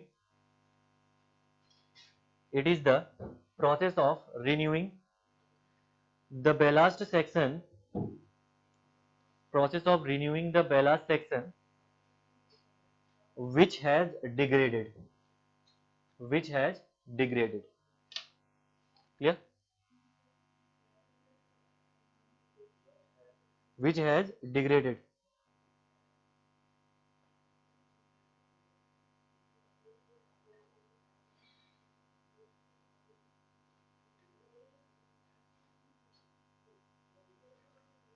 clear? किसी को दिक्कत यहाँ पे तक? तो ये छोटे छोटे टर्म्स हैं, इनको भी ध्यान रखना है एग्जाम वाइज। आरआरबी भी लाइन में है पेपर। ठीक है, अपने एग्जाम में भी तुम्हारे भी आ सकते हैं, आरआरबी भी पेपर लाइन में है, तो उसके लिए भी तैयारी रखनी है। ठीक है, आरआरबी में जाओगे तो जो स्टैंडर्ड मैंने बता दिया आपको, जितने हो सके उतने ज्यादा आपके जो कोडल है ना इसके रेलवे के, वो पढ़ने हैं आपको उसके लिए, जो कि यहाँ पे रिक्वायरमेंट नहीं है। ठीक है, वहाँ पे आप देख लेना जितने क्वेश्चन बन सकते हैं प्रीवियस ईयर रेलवे में, आप देखोगे सारे कोडल प्रोविजन की, हेड विड्थ, वेब, आपके क्या बोलते हैं साइड विड्थ कितनी होती है, ये वो बहुत चीजें पूछी गई है। ठीक है ना?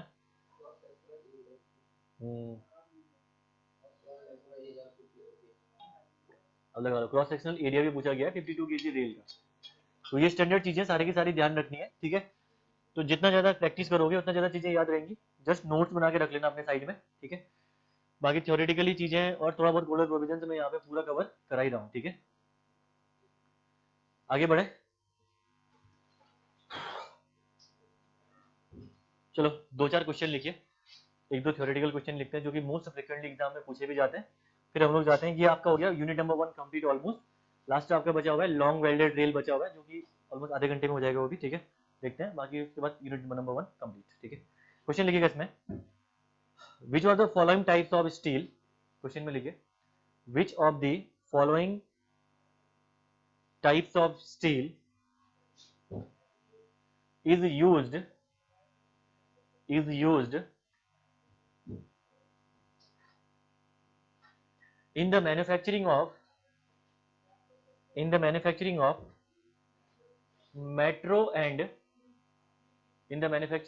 metro and monorails, metro and monorails।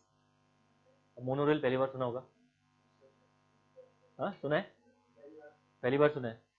Monorail आपकी होती क्या है, देखिए अभी तक तो आप दो ट्रैक में ट्रेन को दौड़ा देते ना, दो रेल में। मोनो के केस में एक ही रेल में दौड़ती ट्रेन, ये रेल है। ठीक है, ये टायर, हाँ सेंटर में। ये आपकी अभी देखोगे तो यूरोप में, इंडिया में तो शायद मोनोरेल कहीं पे है नहीं, मुझे याद नहीं है इंडिया में, नहीं जापान यूरोप आपका ब्रिटिश, हाँ ओनली वन व्हील, एक व्हील के ऊपर शॉर्ट डिस्टेंस कवर करने के लिए मूव करती है। हाँ तो वही तो इंजीनियरिंग क्या है, इंजीनियरिंग ही वही है। ठीक है, तो कई चीजें होती होंगी, मुझे मोनोरेल के बारे में ज्यादा डिटेल में इतना नहीं पढ़ना आपको, लेकिन मोनोरेल आपकी सिंगल ट्रैक के ऊपर दौड़ती है। ठीक है, तो ऑब्वियसली बात है, अगर सिंगल ट्रैक के ऊपर रेल को दौड़ाओगे तो जो आपका मटेरियल लगेगा वो मटेरियल आपका हार्ड लगेगा, वियर रेजिस्टेंट होना चाहिए। ठीक है, हार्ड होना चाहिए मटेरियल, और वो मटेरियल होता है आपका मैग्नीज। क्या होता है? मैग्नीज। तो मैग्नीज स्टील का हम लोग यूज करते हैं फॉर मेट्रो एंड मोनोरेल। इसके आगे डेस्क करके लिखिए मैग्नीज स्टील, आंसर में मैग्नीज स्टील लिखिए इसके आगे। बहुत बार एग्जाम में कुछ भी नहीं तो 7 से 8 बार पूछा गया क्वेश्चन है ये क्वेश्चन जो सामने मैंने लिखा है अभी आपको। मुंबई में भी है मोनोरेल, ऑब्वियसली बात है, इंडिया में भी हो सकती है छोटी मोटी रेल, ठीक है। लेकिन अगर आप फॉरेन में देखोगे तो फ्रिक्वेंटली ये रेल चलती है वहाँ पे, ब्रिटेन में देखोगे, यूरोप में देखोगे तो फ्रिक्वेंटली ये रेल्स आपकी चलती है। मैग्नीज स्टील दिख गई, मैग्नीज रेल हेडिंग डाउन, ओ सॉरी आंसर।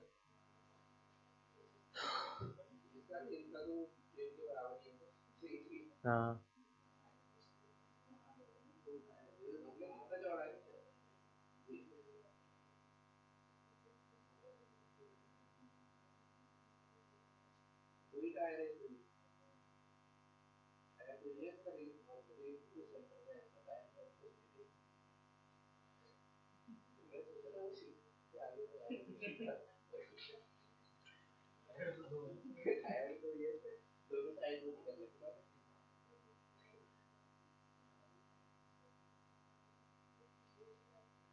ये क्वेश्चन देखो ईएस में क्या पूछा गया है, मैं लिखवाता नहीं हूँ, देखो गैस को बताना जरा आंसर इसका, ठीक है। क्वेश्चन पूछा गया है consider the following statement about the concrete sleepers, ठीक है।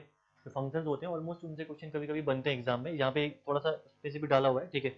देखिए पहला इसने पूछा है कंक्रीट स्लीपर के बारे में, इसमें से कौन सा स्टेटमेंट सही है बोलना, ठीक है। Number 1 they improve the track modulus, they improve the track modulus, ठीक है। दूसरा बोल रहा they have good scrap value, third आपसे बोल रहा दे रेंडर ट्रांसपोर्टेशन इजी, फोर्थ बोल रहा दे maintain the gauge quite satisfactory. एक तो आपने पढ़ा था अभी, 2 पॉइंट आपने पढ़े हुए यहाँ पे, ऑप्शन बी नहीं, इसमें से एक मोर देन वन ऑप्शन भी सही हो सकता है, 4 ऑप्शन नहीं है, स्टेटमेंट है। गेज तो मेंटेन करेगा, ये तो लिखवा रखा है मैंने, यानी चौथा तो सही सही है एकदम, ठीक है। और पहला वाला भी लिखवा रखा है ना, track modulus elasticity, elastic modulus लिखा है, उसी को ट्रैक मॉड्यूलस बोलते हैं, ठीक है। तो ट्रैक मॉड्यूलस को मेंटेन करने का काम भी कौन करता है, आपका कंक्रीट स्लीपर करता है। 1 और 4 तो एकदम सही हो गए, अब भी पॉइंट लिखा रखे पीछे आपको, ठीक है। फोर्थ वाला था आपका दे maintain the gauge quite satisfactory, मतलब प्रॉपरली मेंटेन करते हैं गेज को। मैंने बोलता ना एक गेज प्रॉपरली मेंटेन, वो तो आपका डिटेल नहीं, मतलब जो 2 स्लीपर्स है, सॉरी 2 रेल्स है, 2 रेल्स के बीच में स्लीपर लगा हुआ है, तो वो क्या करेगा, गेज प्रॉपरली मेंटेन करेगा, है ना।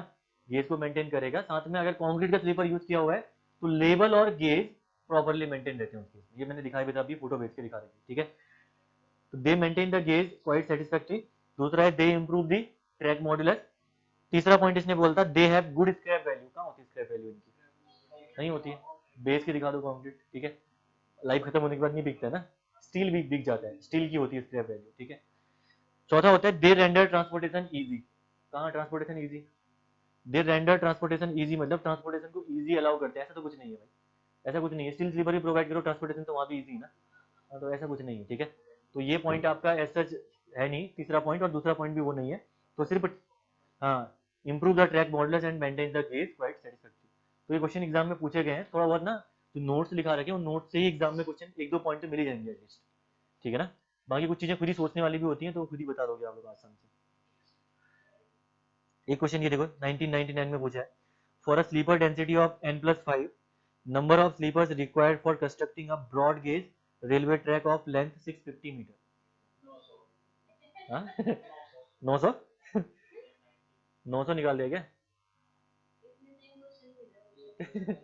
अच्छा हाँ 900 आंसर भी है सर, ऑप्शन भी है 900 मुझे लगा कैसे निकाल दिया मतलब।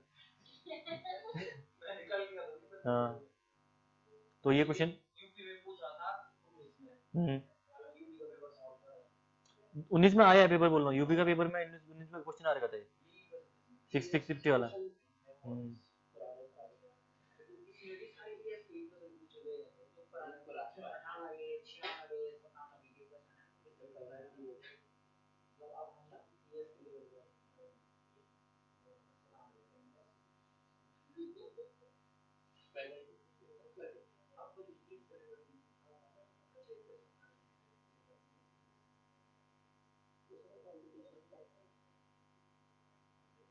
कंपटीशन कम था लेकिन उनके पास मटेरियल भी कम था ना यार।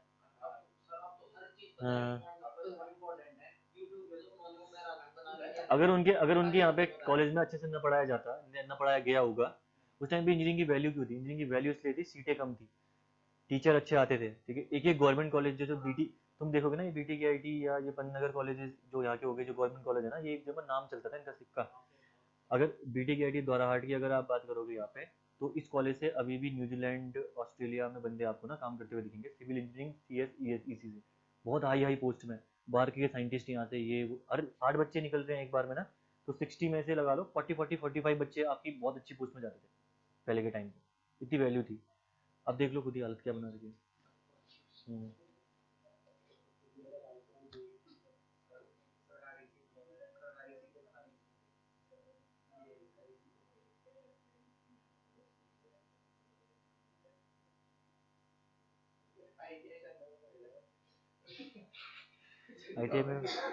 ITI में भी फायदा ही नहीं है यार।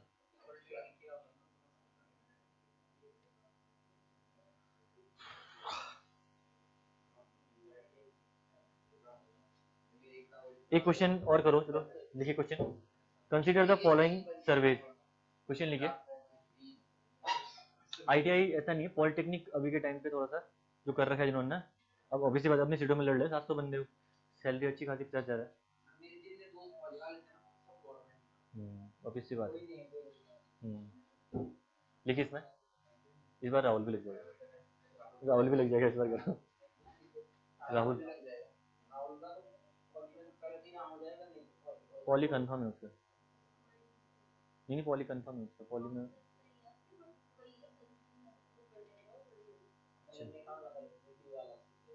DSSS भी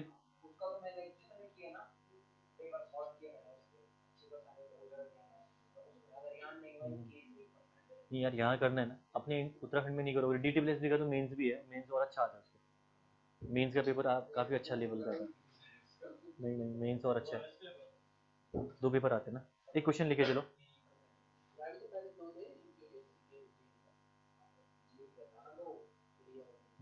दीदी मेंस था क्या पहले? नहीं, मेंस में, ओके, अच्छा अच्छा, मुझे नहीं पता था जी का। चलो लिखिए इसमें question. Consider the following surveys, consider the following surveys,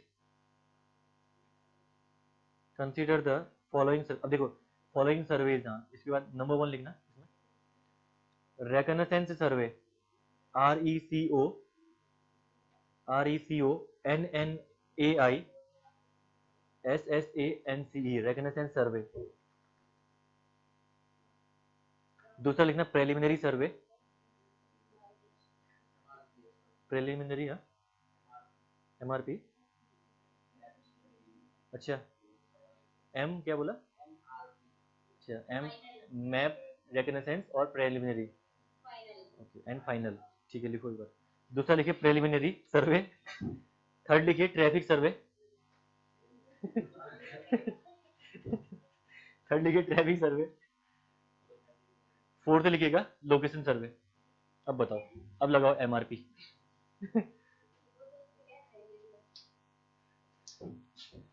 fourth लिखिएगा लोकेशन सर्वे,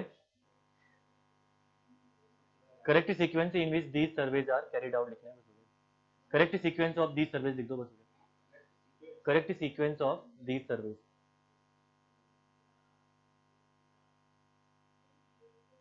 रेलवे को लेट डाउन करने के लिए, अगर रेलवे लाइन कहीं पर डालनी है आपको, तो सबसे पहले कौन सा सर्वे होता है, फिर कौन सा सर्वे, फिर कौन सा सर्वे, यही बताना है आपको यहाँ पे। बिल्कुल तुमने सही पकड़ा है, सबसे पहले होता है आपका ट्रैफिक सर्वे, जिसमें हम लोग volume and nature of traffic identify करते हैं, ठीक है। किसी भी साइड से अगर आपकी रेल जाएगी तो ऑब्वियसली बात है, पहले हमें वॉल्यूम पता होना चाहिए ना, कितना वॉल्यूम है, कि रूट में हम लोग आने के टाइम पे हमारी ट्रेन दौड़ाएंगे, पता चल रहा है ट्रेन लाइन डाल दी, ट्रेन लाइन हाँ कोई आ ही नहीं रहा, तो नुकसान है उसका, ठीक है। तो ट्रैफिक सर्वे सबसे इंपॉर्टेंट होता है, सबसे पहला सर्वे आपका रेलवे में। दूसरा सर्वे होता है आपका रेकनेसेंस सर्वे, ठीक है। रेकनेसेंस सर्वे में आप लोग करते हो एरियल फोटोग्राफी, जिसमें हम लोग क्या करते हैं, मैप्स का फॉर्मेशन करते हैं, जो कि आपके रफ मैप्स आप लोग बोलते हो, ठीक है। तो एरियल फोटोग्राफी आप सेकंड वाले केस में करोगे, जिसको हम लोग बोलते हैं रेकनेसेंस, ठीक है। उसके बाद है आपका प्रेलिमिनरी सर्वे, ठीक है। प्रेलिमिनरी सर्वे में जो आपका प्रेलिमिनरी सर्वे होता है, this is the foundation from which the rest of the project will built on, ठीक है। ये आपका फाउंडेशन होता है जहां से कि आपकी rest of the survey carry out होती है। इसमें हम लोग क्या करते हैं, सारा डेटा जो आपका प्रपोज्ड रूट है उस प्रपोज्ड रूट के अबाउट सारा डेटा हम लोग गैदर करते हैं, ठीक है, कि कहाँ पे हमारा हमें ग्रेडियंट प्रोवाइड करना है, कर्व कहाँ पे प्रोवाइड करना है, ठीक है, कहाँ पे हमें डाउन ग्रेड प्रोवाइड करना है, हाँ कौन सा ग्रेडियंट हम देंगे, ठीक है, ये सारी चीजें हम लोग इसमें करेंगे प्रिलिमिनरी सर्वे के अंदर। तो gathering the data of the route is carried out in the preliminary survey. Finally आपका होता है उसके बाद लोकेशन सर्वे। लोकेशन सर्वे में यहाँ पे आपका वर्क स्टार्ट हो जाता है, ठीक है, काम करना स्टार्ट हो जाता है, ठीक है, points and line are established, यानी जो पॉइंट्स और लाइन है वो हम लोग स्टेब्लिश करके आगे की ओर बढ़ना स्टार्ट कर देते हैं किसमें, तो फाइनल सर्वे आपका लोकेशन सर्वे, ठीक है। तो पहला तो हमारा है ट्रैफिक वॉल्यूम को आइडेंटिफाई करना, ठीक है, ट्रैफिक सर्वे आपका ट्रैफिक वॉल्यूम को आइडेंटिफाई करना।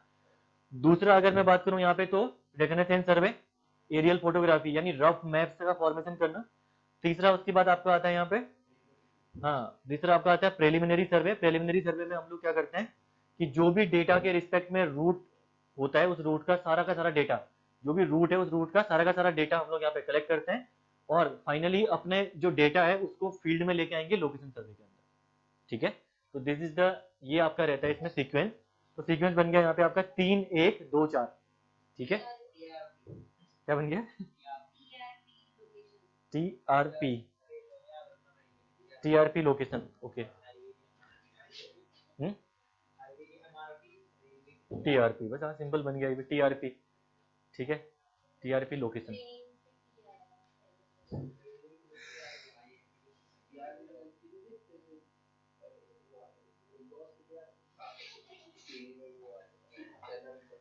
बिग बॉस की TRP का, ठीक है। तो ये तो हो गया आपका कंप्लीट।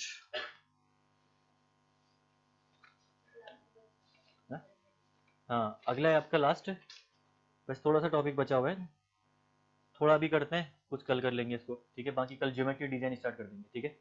आज भी 2 आवर्स ही चलेगी क्लास आज भी, ठीक है, बड़ा नहीं कर पाऊंगा मैं अभी क्योंकि अभी 7 बजे भी तो क्लास, हाँ 4 हो गया, 3:45 हो जाता, टाइम पता नहीं चलता। इजी चल रहा है ना, अभी टफ नहीं है ये चीजें। अगर दिमाग ज्यादा लगता है कहीं पे क्वेश्चन कर रहे हो और दिमाग लग रहा है, थक गया इंसान दिमाग का, तब थकान होती है। इजी है, ज्योमेट्री डिजाइन भी टफ नहीं है, टफ है आपका पॉइंट्स एंड क्रॉसिंग, वो भी अगर ईएस की प्रिपरेशन कर रहे होते तो मतलब सच में हिल जाते हैं। पॉइंट्स एंड क्रॉसिंग से हाँ स्टॉक रेंज, स्टॉक रेल, टंग रेल, ये जो एक्चुअल में ना वो पढ़ाना भी टफ है, उस चीज़ को मतलब अगर समझा पाना भी थोड़ा बहुत ये रहता है कि अगर डिजिटल बोर्ड ना हो तो फिर तो दिक्कत ही हो जाएगी बहुत ज़्यादा। तो उस चीज़ क्लास को तो हम डिजिटल बोर्ड में ही करेंगे, हाँ डिजिटल बोर्ड में ही करना पड़ेगा वो क्लास, ऑप्शन नहीं है, क्योंकि पीडीएफ से भी नहीं पढ़ा पाऊंगा मैं। स्टॉक रेल दिखाना पड़ेगा ना आपको कि कहाँ से मूवमेंट हो रहा है, स्टॉक रेल कहाँ से स्टार्ट हो रही, पॉइंट्स कहाँ पे होते हैं, क्रॉसिंग कहाँ पे होती है, टर्न आउट किसको बोलते हैं, क्रॉस ओवर किसको बोलते हैं, ये पता ही नहीं चलेगा तो फिर काम कैसे करोगे उसमें। पीपीटी मतलब एक नॉर्मल, अगर मेरे पास डायग्राम भी अवेलेबल हो, बाई चांस मेरा टर्न आउट आ गया, टर्न आउट आने के लिए अगर मेरे पास डायग्राम अवेलेबल नहीं है, मैंने ब्राउज किया टर्न आउट निकाल दिया, वो दिखा सकता हूँ ना मैं आप लोगों को, वहाँ पे तो ऑप्शन देता है। तो ऑफलाइन हम लोग उसको नहीं पढ़ पाएंगे, वो सबसे मुझे जितना पर्सनली फील होता है ना, हमारी इंजीनियरिंग का सबसे टफ टॉपिक है वो, मुझे पर्सनली फील होता है, शायद आप, मैं क्या पता आपको इजी भी लगता हो टॉपिक, पढ़ा तो नहीं होगा वैसे आपने, लेकिन इंजीनियरिंग का अगर सबसे टफ टॉपिक अगर देखोगे तो मुझे जो पर्सनली फील होता है यही है। ऐसी ज्योमेट्री लगती है ना इसमें, मतलब जबरदस्त ज्योमेट्री लगेगी इसमें, पॉइंट्स एंड क्रॉसिंग वाला जो यूनिट है, लेकिन इतना आपको जाना नहीं है उसमें, तो आपके लिए इतना दिक्कत नहीं है। बाकी जो ईएस मेन से लिखते हैं उनके लिए प्रॉब्लम है, उनका तो डेरिवेशन भी आता है उसको करने उनका। तो पॉइंट्स एंड क्रॉसिंग हो गया, सिग्नलिंग में थोड़ा बहुत पढ़ना है, सिग्नलिंग का भी पढ़ लेंगे। इंपॉर्टेंट 2 बड़ी यूनिट आपकी यही है, ज्योमेट्री डिजाइन और ये पहली यूनिट, जिसमें से 6 क्वेश्चन कवर हो जाएंगे, 6 से 7 क्वेश्चन आपके, अगर 10 क्वेश्चन आएंगे तो। स्ट्रक्चर से सिंपल सिंपल है वो भी, एक क्वेश्चन तो नहीं, गेट में एक क्वेश्चन, दो क्वेश्चन नहीं, मॉर्निंग वाली शिफ्ट में एक तो रोलिंग लोड का आ रखा है कि लोड आपका रोल कर रहा है, 2 लोड दिए हुए हैं, देखो क्या आ रखा है क्वेश्चन बताओ, गेट में क्वेश्चन 2 मार्क्स का, पेपर इस बार इजी आ रखा है। रोलिंग लोड देखो 2, अच्छा किसने, अच्छा वो, हाँ वो लड़की अच्छी थी, ये देखो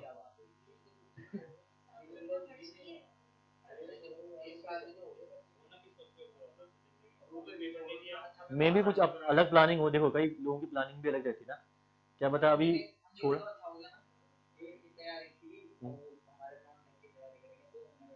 वो ऐसी है कि मुझे लगता है कि अगर उसने नॉन टेक अच्छे से पढ़ दिया तो उसका डन सिलेक्शन है आपके इसमें, वो जबरदस्त स्टूडेंट है। नहीं दिया मुझे नहीं पता क्या है, मैंने पूछा था फैमिली प्रॉब्लम्स कुछ सर उसकी वजह से नहीं दे पाई करके, कुछ दिक्कतें आ गई थी तो उस वजह से मैं सर अटेंड नहीं कर पाया, लास्ट में रिवीजन करना भारी पड़ गया था, तो एग्जाम में डिमोरलाइज होने के लिए वजह से मैं नहीं गई करती। लेकिन वो स्टूडेंट काफ़ी ज़बरदस्त है, उन्होंने मतलब काफ़ी अच्छी तैयारी कर रखी है।